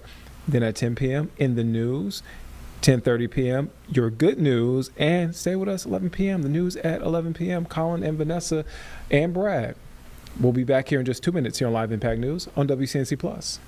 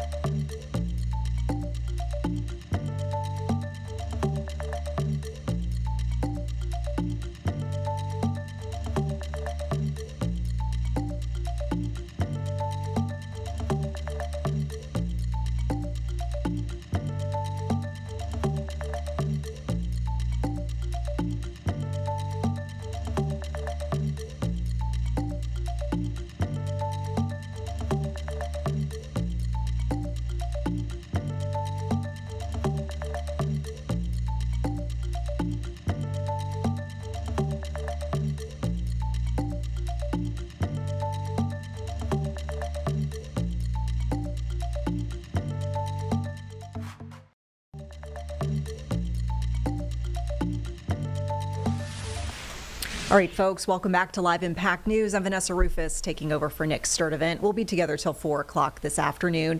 I want to bring you now to a feed we just got brand new into our Live Impact News studio of the president visiting the Memphis area, in fact, speaking at Graceland.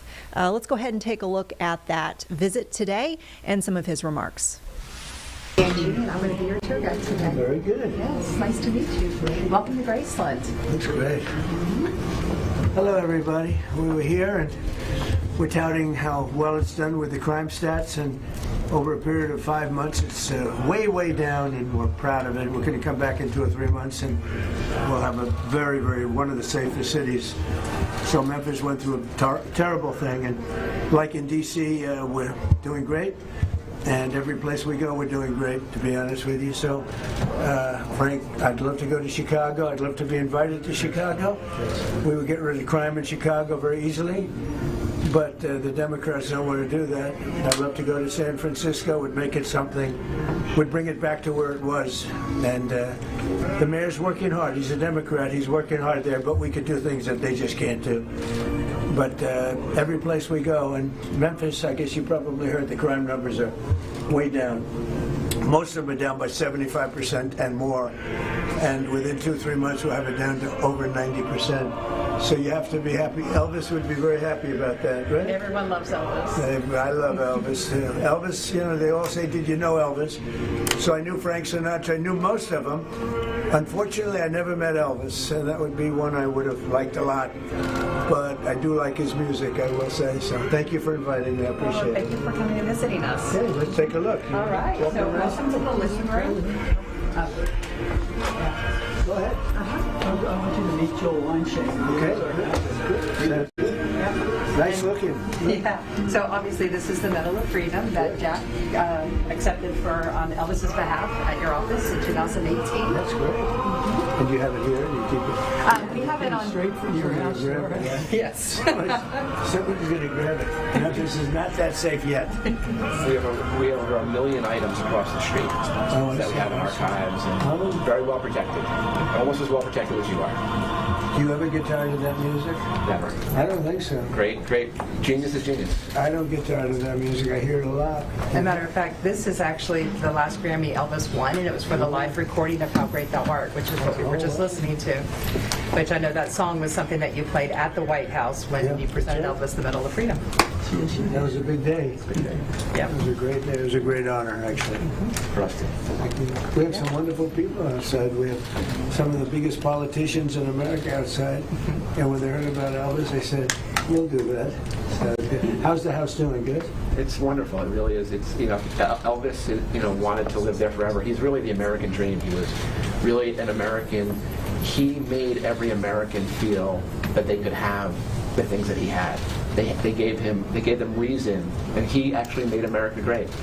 He really did. He gave people reason to feel that they deserved something, regardless of where they came from, regardless of who their parents were, regardless of anything. He gave them the belief that they could be anything they wanted to be. And does his music sell better today than it did during his prime? He actually, the estate makes more money today than it ever made while Elvis was alive, even when counting for inflation. Our new epic, which you really need to see, and hopefully you can in the White House, the new Baz Luhrmann epic biography, just incredible, broke all records for any, beat the Beatles, beat Led Zeppelin, any other music biography. So he's really as relevant or more relevant today than he's ever been. You need to see it. To see all these people. These are the biggest people in the country. As our Attorney General, in case you get in trouble, would you help out Elvis? Elvis maybe, I don't know, gets a little bit of a pass. Not much. We're not allowed to give much of a pass.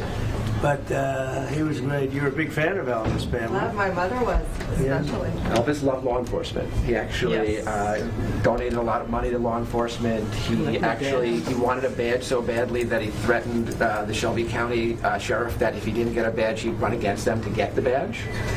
So he has a collection of... He would have been tough to beat. Yes, we have a collection of over 200 badges in our collection. Is Elvis beatable? What do you think? CNN would say no. Have you been here before, Mr. President, or is this your first time? I've never been here, no. I'm a big fan of Elvis.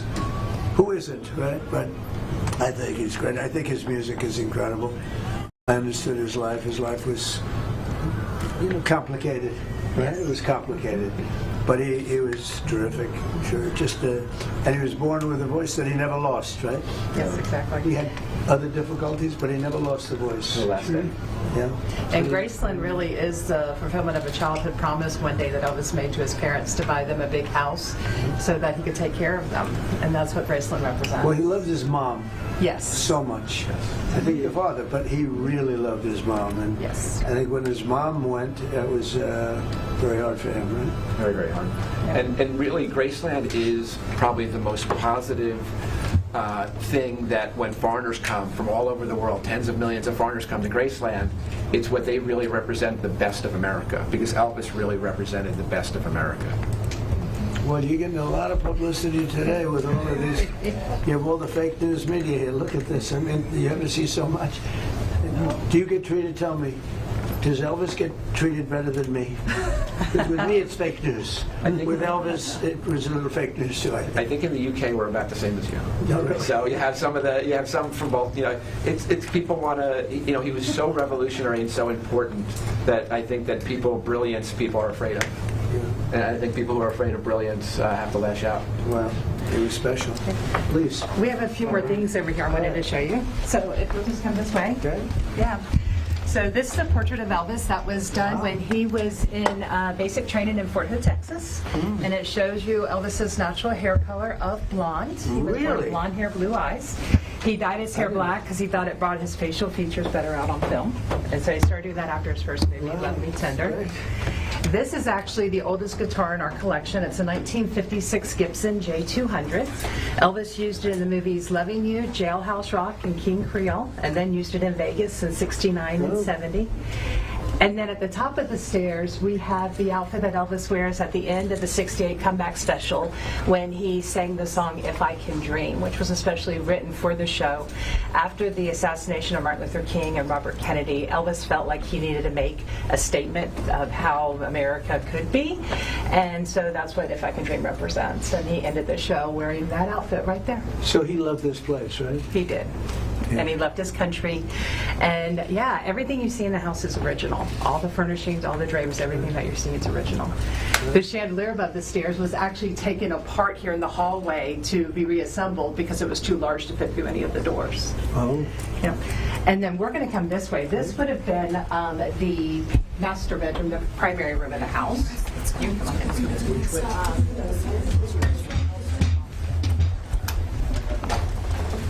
All right, folks, we're turning now to some breaking news out of the Rome, Georgia area. This is going to be an area just north of Atlanta, getting close to the mountains of Georgia. There is a major fire underway at an historic courthouse in Rome. This is the downtown area. You're looking live right now, as you can see, just part of a ladder truck and some of those firefighting efforts underway. Lots of smoke pouring from this courthouse. This broke out this afternoon. This is the historic Floyd County Courthouse in the downtown area. And we're still trying to get a few more details, but we can tell you that this is causing some road closures around downtown, as you might suspect, with all the firefighting efforts. Police posting on social media to avoid Fifth Avenue at Tribune and Government Plaza. We can tell you as well that this is historic. This building is. This courthouse actually dates back to 1893. It was being used as a tag office, but was reportedly undergoing a $4 million renovation. They were doing some brick and gutter work this month. Obviously, there's going to be much more work to be done as fire crews are still working to get this out. And we already see quite a bit of damage there to portions of that roof. Flames still there in the window, so a very active scene. So once again, we'll follow this breaking news for you. This is out of Rome, Georgia, northwest Georgia, where the historic Floyd County Courthouse is on fire right now, with fire crews actively working to get this under control. We'll take a break here, folks. We'll be back in 2 minutes with more of your Live Impact News.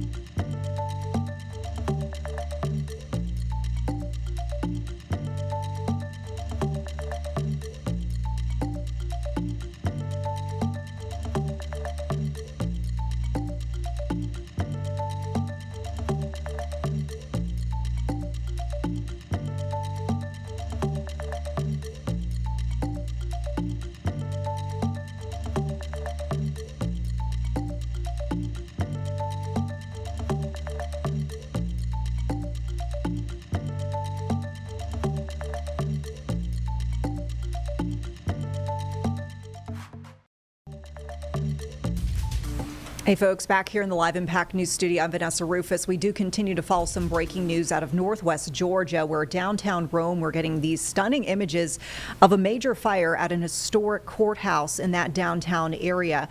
As we mentioned, this is Rome, and this is the Floyd County Courthouse specifically that you're seeing right now that is in flames. Fire crews have been actively working. You can see various streams of water, but particularly there on that left-hand side of your screen, it looks like they do have a ladder truck out there with some of those firefighters working to get some of that water over on the top of the building. But you've got a lot of smoke that is pouring out of there, and it still looks like some of the smoke is actively burning fuel, as we sometimes talk about when we kind of, unofficially analyze these fires, if you will, here in Live Impact. Once we start seeing a little bit more of the white smoke, does indicate that we're starting to get maybe more steam and less fuels that are being burnt, but right now we still have quite a bit of dark smoke, so indicating that this fire is still pretty active. There's still material that is being burned and carried up there through the smoke. So some good news since the last time we checked in. We're seeing fewer flames peeking through those windows, but still seeing some there as I look closely at that feed. You saw briefly that map we mentioned. This is the Northwest Georgia area. So if you're familiar at all with Atlanta, you've got a lot of suburb area that sprawls up towards the north. This is going to be even farther north from there. It's going to be getting closer towards the mountains. This is north of Cartersville, north of Kennesaw even. So this is, you can even kind of see with the backdrop of this live image, getting up close towards the foothills area and getting up into the mountains. We haven't gotten any word of any injuries or anything like that, but interesting to note that this is, as we mentioned, a historic courthouse that was undergoing a $4 million renovation. They started some brick and gutter work this month, unknown exactly what this fire is going to do for that project, but probably safe to say there will be quite a bit of backset there to that project. Also interesting to, kind of think of too, how this fire sparked. We know it's been very dry lately here in our area, here in Charlotte, and we know Georgia's not too far from there. I think 11 Live is talking about it. Okay, we're going to go over to our sister station there in the Atlanta area, 11 Alive. Looks like they're actually talking a bit about this as well. Let's listen in for a bit. All employees inside were safely evacuated, according to the Floyd County manager, Jamie McCord. Crews with the Rome Floyd Fire Department are currently on scene. You can see them right there, working to contain the blaze. Roads in the downtown area are blocked, and police have evacuated portions of Broad Street. The courthouse is undergoing renovations at the time, so right now the cause remains unknown and it is still under investigation. I am so grateful to see, though, that that fire was very quickly put out and they were able to get on the scene quickly, because that looked very scary when we first got eyes on it. So thank you so much to the Rome Floyd Fire Department for their incredible work. Now we want to move to Hurricane Helene. So much of Hurricane Helene. Yes, absolutely. So we do want to stay here on Rome Floyd Fire at the courthouse. We have meteorologist Danielle Moss in the building here talking about those really strong winds that definitely impacted the fire. Can you tell us from your perspective what you're seeing out there? Yes. So all day long, the National Weather Service has been communicating with us. They are saying, there is an elevated fire risk. And that means that it's dry outside and the winds are very gusty. So when that happens, any type of fire will make it very hard for firefighters to get it under control. And it's very easy to spread. So this is a courthouse. It's not like a residential house, but there's still a big chance, especially with it being older building, there's renovations going on, that the winds could cause it to spread, across the building faster. So that's another reason why they are obviously evacuating. You saw how big those flames were, and even blocking off multiple streets. They want to make sure that it is definitely clear and free of any kind of concern. And Gabby, if you pull up Max 5, I have some graphics prepared about the elevated fire risk, because this is... Okay, it's okay. Well, there's a elevated fire risk, and it does actually not include Floyd County and where Rome is. The interesting part about this is whenever the winds are gusting and this high and it's very dry outside, we usually see this elevated fire risk really happen. And during wildfire season, which is when it's really dry, like in the winter time, you can definitely see some of those elevated risks. But there are also other wildfires that are ongoing. In fact, there have been a few reports across the area of ongoing fires. The good news is none of them have been very serious. This is the most serious fire that we've seen all day. But those winds, you can kind of see the smoke blowing in the winds there. That's not helping the firefighters. That dark brown color shows that there's still some hot spots there. They have to wait for it to get a little bit grayer before they see that. If you go to the streaming workspace, if you scroll down, you'll be able to see it a little bit more. The fire right now, though, is still ongoing. Luckily, no one was hurt. They evacuated that building. They got it all cleared out, but those winds are definitely not helping the firefighters at this time at all. You can even see kind of the water coming off the hose. It's kind of blowing back towards the west. Like it's moving with the wind there, which you can think about how strong that stream of water is. The fact that it's being blown around by the wind is incredible. It is. The bottom part of that, I kind of zoomed in on this because at first we were looking at like a wide view, but I zoomed in on it, and the bottom windows down where there's more gray smoke, that shows that that fire is contained. But the one that's in that clock tower, that's really the part that they're going to have to pay extra close attention to. And I know that Grace King is on the way, and the winds are so high right now, there's also a chance that she is a drone operator. She might not be able to put her drone up because the winds are so high. So whenever we talk about beautiful days, there also are other risks that we have to pay close attention to. So yes, it's a gorgeous day outside.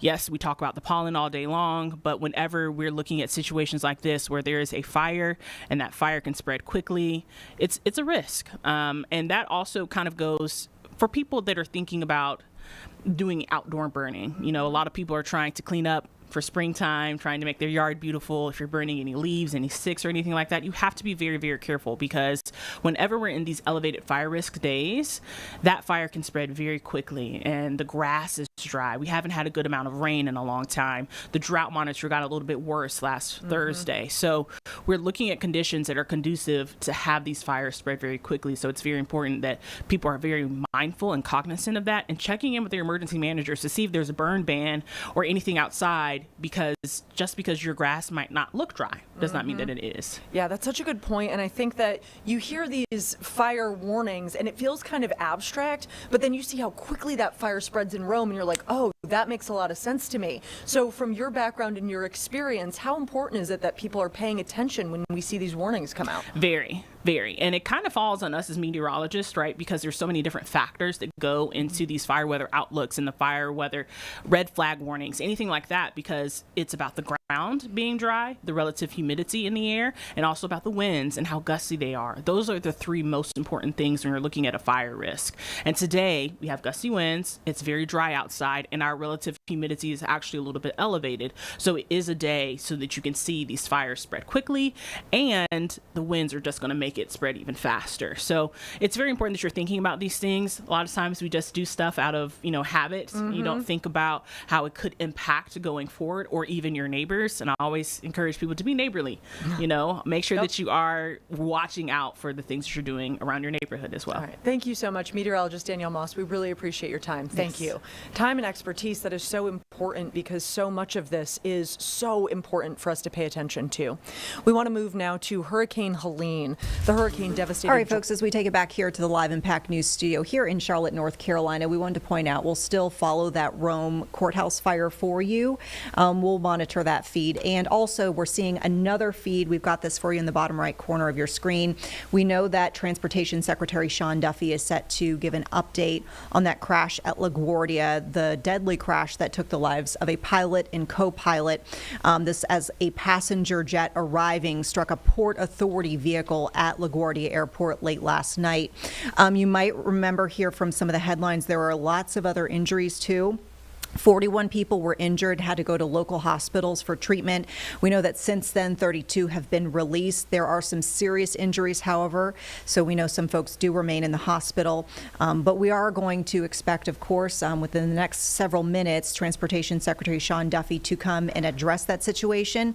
And this is coming on the backdrop of some other tough headlines as it comes to air travel right now, including as well the situation with TSA agents, where we know that there have been slews of call-outs amid this ongoing government shutdown that's impacting Department of Homeland Security.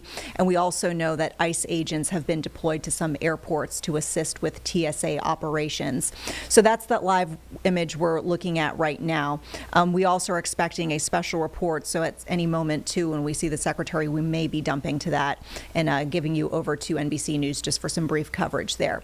We'll take a quick break, folks. We'll be back in 2 minutes with more Live Impact News.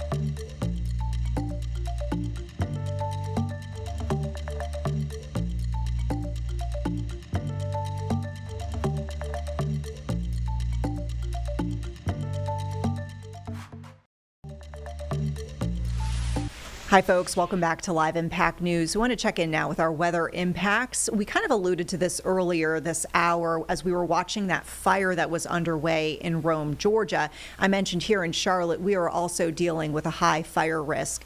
And we know that's on the warmer side. Some changes, though, on that front. But really, we want to prepare you, too, for the concerns with the fire. So let's listen in right now to the very latest with our weather impact team. Boy, did we luck out. The first weekend of spring was absolutely gorgeous across the Carolinas and a little bit on the warm side yesterday. Now we're heading into our new work week with an overall really nice mix of sun and clouds. Yesterday, we topped off at 87 degrees.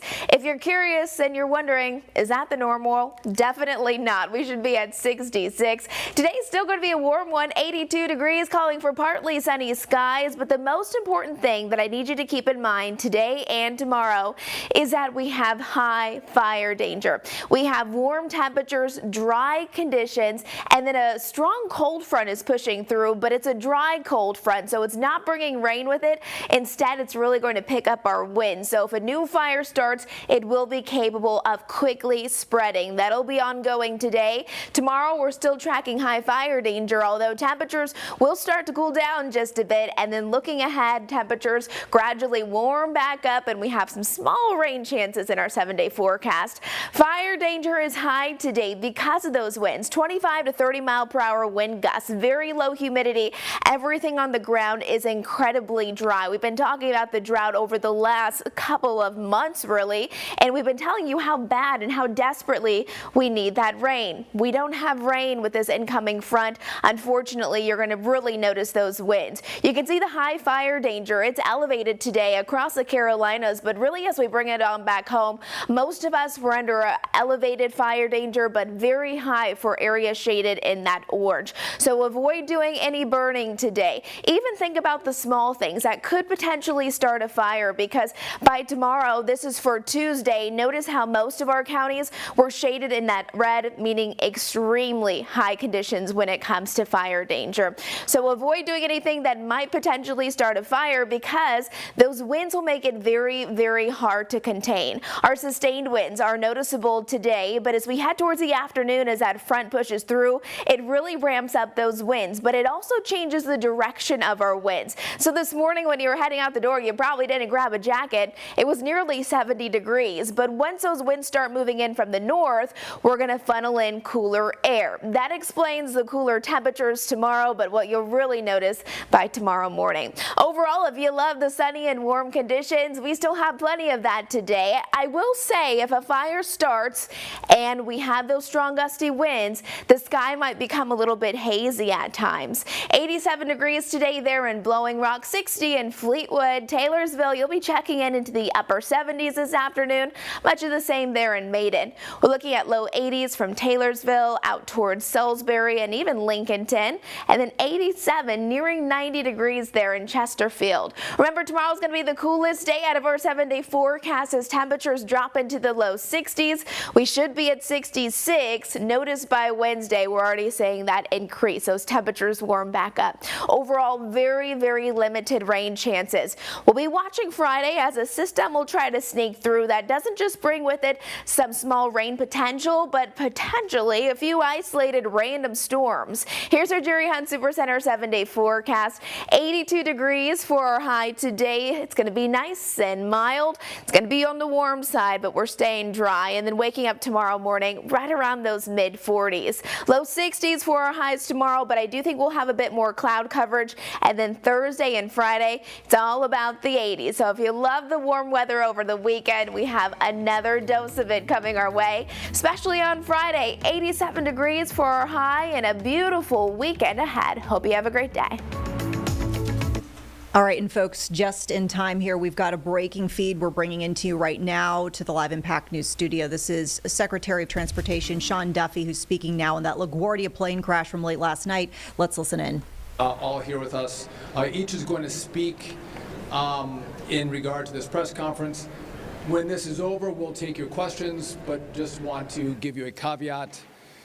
There may be a lot of questions about a lot of issues. We are here to talk about what happened last night at LaGuardia. So if you have other questions, please don't ask them. That's a different press conference for a different time. So moments ago, I had a chance to speak to President Trump after he finished his press conference in Memphis. Also spoke with the Transport Minister of Canada, Stephen McKinnon. And again, our two teams work very closely together. I want to take a moment and just walk through the facts again of what happened. There was a CJR 900 from Montreal here to LaGuardia. This is an NBC News special report. Here's Tom Yamas. And good day. We are coming on the air with an update on the deadly collision at LaGuardia Airport last night. Transportation Secretary Sean Duffy and the FAA Administrator Brian Bedford are about to brief the public about what happened. Let's listen in. Other questions, please don't ask them. That's a different press conference for a different time. So moments ago, I had a chance to speak to President Trump after he finished his press conference in Memphis. Also spoke with the Transport Minister of Canada, Stephen McKinnon. And again, our two teams work very closely together. I want to take a moment and just walk through the facts again of what happened. There was a CJR 900 from Montreal here to LaGuardia, operated by Air Canada Express and by Jazz. It collided with the Port Authority fire truck at approximately 11:45 p.m. last night. There were 72 passengers on the plane and 4 crew. Approximately 40 people were sent to the hospital after the crash. Several have also been released. As has been reported, the 2 pilots of the aircraft passed away in the crash last night. I do want to note that we send our deepest condolences to their families as they're going through, no doubt, a grieving process. There were 2 individuals in the fire truck. They too were sent to the hospital after the crash. Now, there's going to be a lot of questions, I know, about what do we know at this time. And what we are going to do is give you the information that we can. We all have respect for the NTSB. The NTSB goes through a thorough investigation, and we are conscious about the information and the facts that we give you because we want that information to be accurate. There's some information that we hold back that the NTSB has that we allow them to do the investigation, and it takes months, sometimes up to a year before we get the findings of that investigation. But NTSB is on the ground at the airport. The FAA is on the ground. Over 10 people from the FAA are here, as well as Transport Canada is sending a team to LaGuardia as well. Our 2 countries work very well together. There's a well-worn path where we collaborate together when there's aviation crashes in either of our countries. The administrator and I were at the crash site earlier today, which is easily visible from the airport. And it's incredibly sad. It's troubling. And I just want to let America know that we are working our hearts off to make sure that when people travel, whether by rail or car or by air, that they travel safely. And we put in precautions and policies to make sure that you are safe when you travel. When I was at the crash site, it was just a reminder that when you're traveling by air, you should wear your seatbelt. If you see the videos of the air crash, wear your seatbelt when you're on the airplane. Also, in a car, wear a seatbelt. As you see from last night, they do save lives. I'd also note that as of now, LaGuardia is open. There is a reduced capacity because the aircraft and the fire truck are still in their positions from last night. So we are going to have reduced capacity for some time, but the airport is operational. Again, we'll come back and take your questions, but at this time I want to turn it over to the FAA Administrator, Brian Bedford. Thank you, Secretary Duffy. Again, I want to extend my deepest sympathies on behalf of the 44,000 men and women of the Federal Aviation Administration. We take our responsibilities quite seriously, managing the safety of the air traffic control system and the national airspace. So we're deeply moved by the tragedy of last night. Been in contact with the leadership teams of both Air Canada and Air Canada Jazz to express our sympathies, as well as my peer at Transport Canada. And of course, we are a supporting agency in the investigation now. The National Transportation Safety Board is running the investigation. So there are few facts we're going to be able to share with you today. What I can share with you, of course, the weather conditions last night were moderate winds out of the 050 at 7 knots. We had broken ceilings at 9,000 feet. Visibility roughly 4 miles in raining conditions, so there was mist and fog here at the LaGuardia Airport last night. We had a situation with the United Airlines aircraft that had experienced an aborted takeoff. This is the reason why the fire and rescue crew had been deployed. Of course, the Air Canada flight was arriving on runway 4 when the incident took place at the Delta intersection. Again, I want to extend my sympathies to the families of the two pilots. These were two young men at the start of their careers, so it's an absolute tragedy, that we're sitting here, with their loss. So my heart really goes out to the families for sure. But we are committed to a full, transparent investigation. We will support the NTSB in any way possible. And again, we look forward to being able to take concrete actions to ensure something like this will never happen again. Thank you. Hi, I'm Catherine Garcia, Executive Director of the Port Authority, and I want to add our voice to those that you've heard before and share our deepest sympathies with the families of the captain and the first officer who passed away last night. The Port Authority takes great pride in being able to work with all of our partners to deliver safety for the flying public. And it has been over 34 years since we had an incident with a death at the airport. As the Secretary said, at approximately 11:40 last night, Air Canada Flight 8646, operated by Jazz Aviation, collided with a Port Authority aircraft rescue and firefighter vehicle on runway 4. The ARV vehicle carried Sergeant Orselio and Officer Baez. Both were taken to New York Presbyterian Hospital. We expect one to be released later this afternoon and the other to be kept overnight for observation. And in accordance with our emergency plan, our mutual aid partners, the Fire Department of New York and the New York Police Department, immediately responded. They transferred over 43 people to the hospital during the evening, though many have been released at this time. At approximately 5:30 this morning, the airport reopened for passengers, and our first flight, a Delta flight, left about a minute after 2 this afternoon. Again, I want to share my deepest sympathies with the families. This could have been an even broader tragedy if everyone had not responded as quickly and effectively as they did. Thank you, and I'm going to turn it over to the governor, New York Governor Kathy Hochul. Thank you, Catherine. While the facts of what happened last night at 11:45 p.m. were well known, yes, it was an aviation disaster, the likes of which we have not seen here in over 3 decades. But it's a deeply human story where 2 young pilots left their homes expecting to return to their families, and they will not. And this is what pains everyone here in the state of New York. I've conveyed our condolences to the Canadian government. I have walked the halls and gone up to Port Authority personnel and police telling them how grateful we are that they put their lives out there every single day to make sure our traveling public is safe. So to the entire Port Authority and LaGuardia family, I want you to know we are very cognizant of the traumatizing impact this has on you and indeed your own families.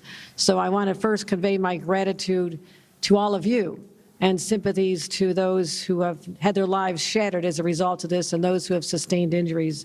It's not what you expect when you get on an airplane. But also, I want to offer the full cooperation of New York State with the investigation.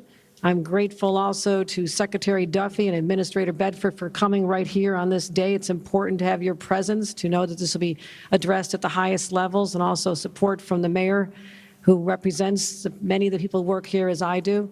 And Catherine Garcia, up until a short time ago, she was my top state operations officer in charge of every disaster, every crisis that has befallen the state of New York in the last 4 years. So she is a top consummate professional, and I have great confidence in her ability as well. So let me close with this. Let's acknowledge the tremendous stress, particularly in recent days, that our airline workers are under. And as we come through here, know that this is an ecosystem which is not self-sustaining. There are countless individuals who step up every day willing to do the hard work to make sure we're safe. And in my judgment, they all deserve gratitude, not just on this day, but as I often do walking through airports, just saying thank you with a heart full of gratitude for what they do to make our lives safer and better. Thank you. Mayor Zoran Mondami.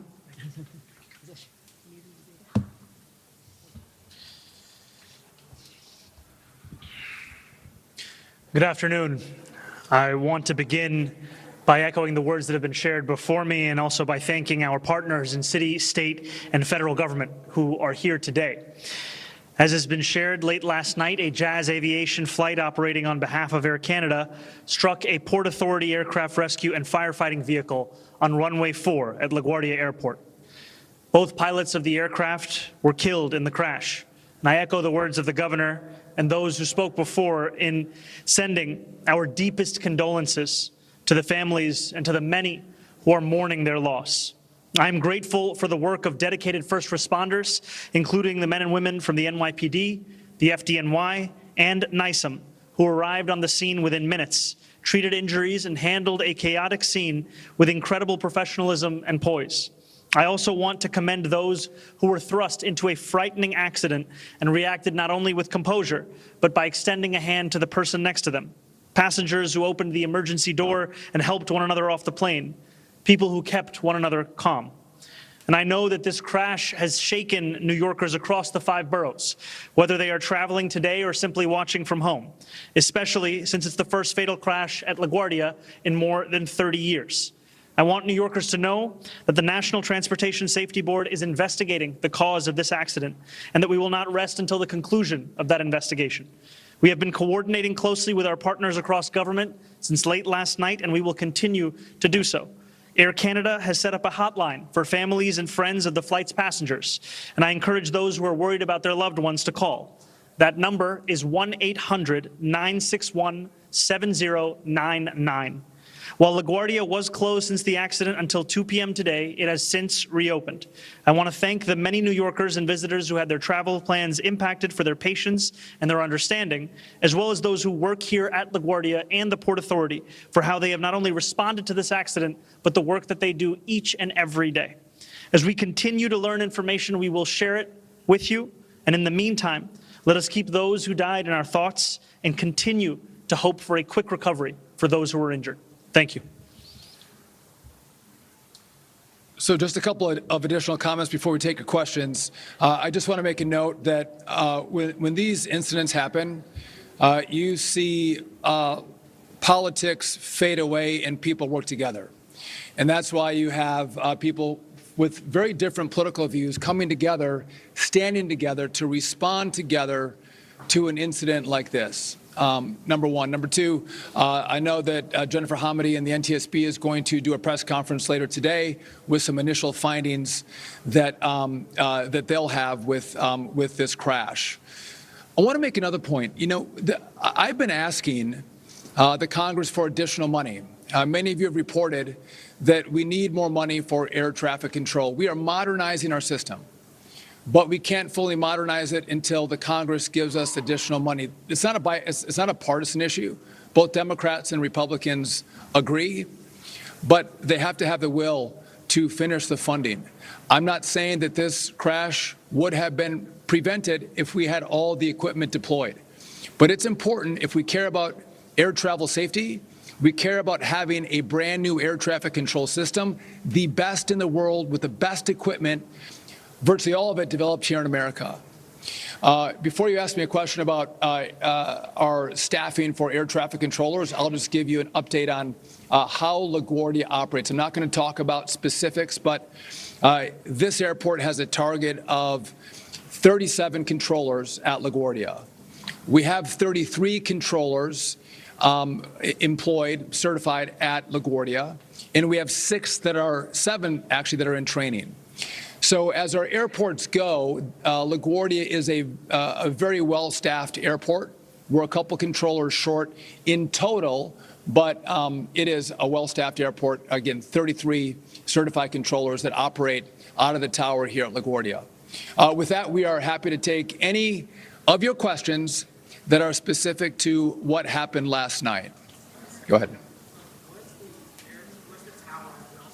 Last night, what can you tell us about the air traffic control?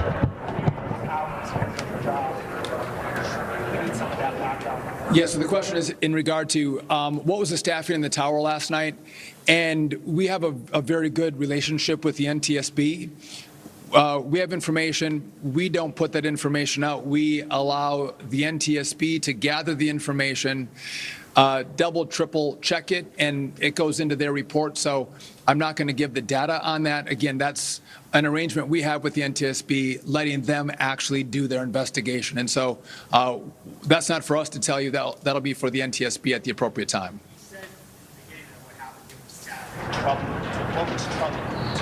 Well, it's troubling that we had an aircraft hit a fire truck. I mean, that's troubling. Full stop. Go ahead. In these cases, earlier Garcia said air traffic control has the final word on, if a truck can pass the runway or not. Should the truck have stopped at the intersection at that point before crossing the runway? So the question is, should the truck have stopped? And again, this goes to information that we have, but we give it to the NTSB. They analyze it, and they make the judgment call on what should have happened in regard to air traffic control, trucks, and airplanes.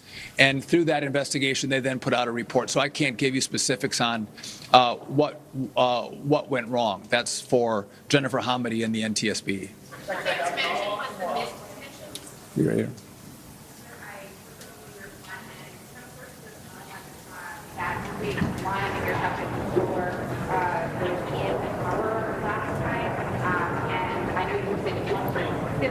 However, I said it was thinking if that was the case, would the FAA then be responsible for it? So I told you I'm not going to talk about specifics, but for that question, I'll just tell you that is inaccurate.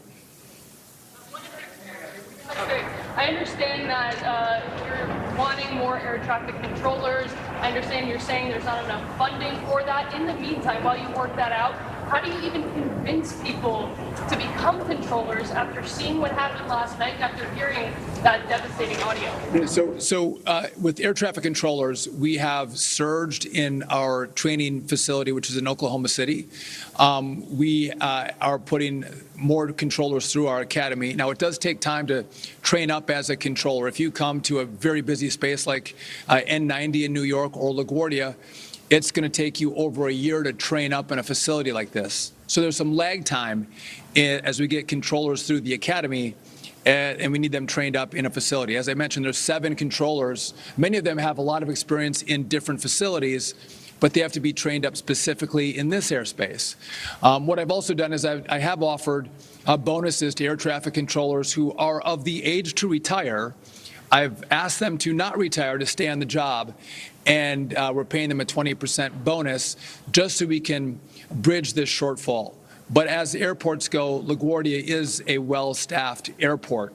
Even though we do have shortages, I was speaking specifically in regard to the dollars that we need for the technological upgrade. We have, again, this was not tonight, but there's copper wires. We use analog, not digital.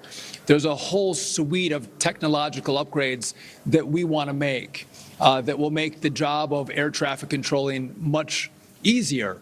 And again, it's a separate issue, but I think it underscores the point that the Congress does need to do their job. And there's bipartisan agreement, so they should, in a bipartisan way, come together and figure out a way to give us the rest of the dollars to complete the job. I'll take one more question right here.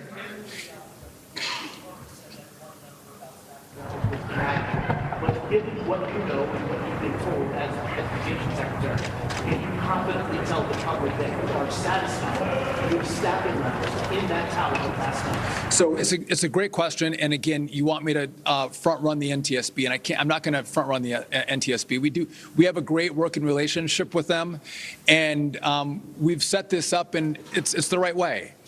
We take a step back.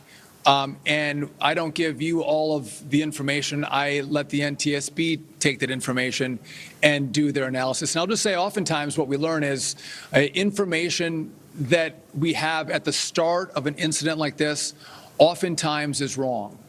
And so what we think we know right now, that's why it goes to the NTSB. They pressure test it, they investigate it, and then they come out with a report for all of you. But I did want to clarify. I've heard the rumor that there was only one controller in the tower, and that's not accurate. Listen, I want to thank you all for coming out. Again, we are committed to safety. We are committed to working together to make sure when you fly, you get to your destination. Thank you. Okay, we've just been listening to Transportation Secretary Sean Duffy there at LaGuardia Airport talking about the horrific accident that happened yesterday just after 11:45 p.m. on runway 4, an Air Canada flight slamming right into a Port Authority fire truck that was responding to another airplane. We didn't learn anything new at this news conference because at 6 p.m. tonight, the NTSB is going to launch host a news conference where they will provide some more answers. There's a lot of questions considering, was the staffing adequate at the air traffic control at the time? What exactly happened? Why did this Port Authority fire truck cross that runway where they cleared to, as some initial reporting has been put out there?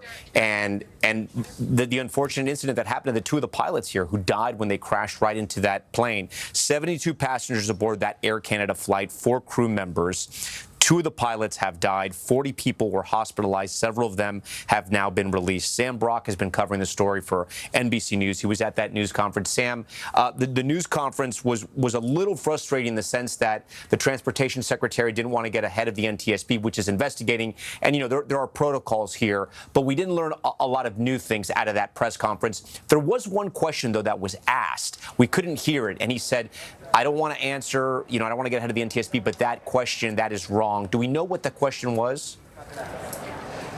Yeah, he was asked whether or not there's adequate staffing specifically here, and then the follow-up question was, at LaGuardia, we have reporting, and this was a different news organization, that there is only one controller, was only one controller here last night, and that's when Secretary Duffy stepped in and said, I can say, I don't want to get into details, but I can say this, that is not accurate. It is also interesting, Tom, to note that Secretary Duffy said that LaGuardia is actually fairly well-staffed when it comes to controllers, even though we obviously have a national crisis right now. There's a chronic deficit of 3,000 to 4,000 controllers, and yet he said here, ideally they would like 37. There are 33 and 7 that are in training right now. But if you had to sort of capture the mood for all of this, you would say it's shock. Shock in the sense that you had 40 some odd people, because we've heard different numbers on this, 41 all the way to 43, that were transferred to hospitals. 2 obviously who died, the pilot and co-pilot for the Air Canada Express aircraft. And we did also, by the way, learn, according to Secretary Duffy, that these were young men. That was not information that we had previously, but just the idea that clearance conceivably could be given, right? This was the question I'm sure most folks wanted to ask, which is, what are the conditions under which you would grant clearance for a vehicle, in this case, a fire truck or an aircraft rescue vehicle, which is even wider, to cross through a runway as you have a plane arriving? And We did not get those details. Perhaps we will from the NTSB and Chair Hominy later today, although it's not entirely clear. But I did speak with a passenger who described the fact that when he was landing in that flight last night, he looked out the left side of the plane. He was sitting on the left through the window and saw all of these sirens and police lights and firefighters. So there was a large presence there, which is why he was surprised that clearance would have been provided, given the fact that that incident that was outlined, that you had the fire trucks responding to reports from a United flight that there was some sort of odor that they couldn't take off. If it was large enough to summon up all of those resources, why would clearance be then provided for the fire truck to cross the runway? It's one of many questions that we have right now. And as a result of that, you're looking at 2 fatalities, and as Governor Hochul and Mayor Mamdani and pretty much everyone here said, this was the deadliest and only fatal incident at LaGuardia Airport in 34 years. And this is to the day. It was on this day, March 22nd of 1992, that 27 people died when a U.S. air flight attempted to take off, had too much ice on the wings, and flipped into nearby water. And so it's harrowing. Secretary Duffy said it's troubling, and there are many, many questions left to answer. Sam Brock, stand by for us. I want to bring in Jeff Gazzetti. He's a retired aircraft accident investigator and an NBC News analyst who's worked with us for a long time. Jeff, before we start, I want to run the video. We have some video of the accident. Again, we want to let our viewers at home know that it's a little bit graphic. Here it is right here. You can see the moment of impact there. And then I'm going to ask our fine director here if they can roll the air traffic control sound, the ATC sound that we have of the accident, the clips that we have.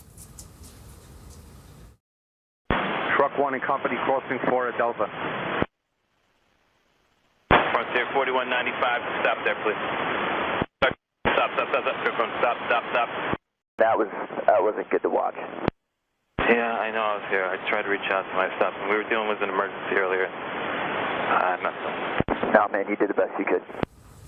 Jeff, from watching that video and hearing those clips of air traffic control, what do you think happened here? I know there's a lot of evidence that we're still going to get, and we're going to hear from the NTSB later tonight. But on the surface, what happened here? Well, it's clear, Tom, that this controller cleared an airplane to land on runway 4, and then maybe a half a minute later cleared a fire truck to cross that same runway. So that was a problem in of itself, and the NTSB will find out why that mistake was made. But then you also had a fire vehicle. The video shows me that the fire truck really had an opportunity to just look down the runway to see if anything was coming at them. And I don't know if they did that because it just barreled right out in front of that jet as it was slowing down. So that's also a mystery to me. I mean, certainly air traffic control is going to be front and center here. But again, there's never just one specific simple cause. Yeah. It's a series of causes.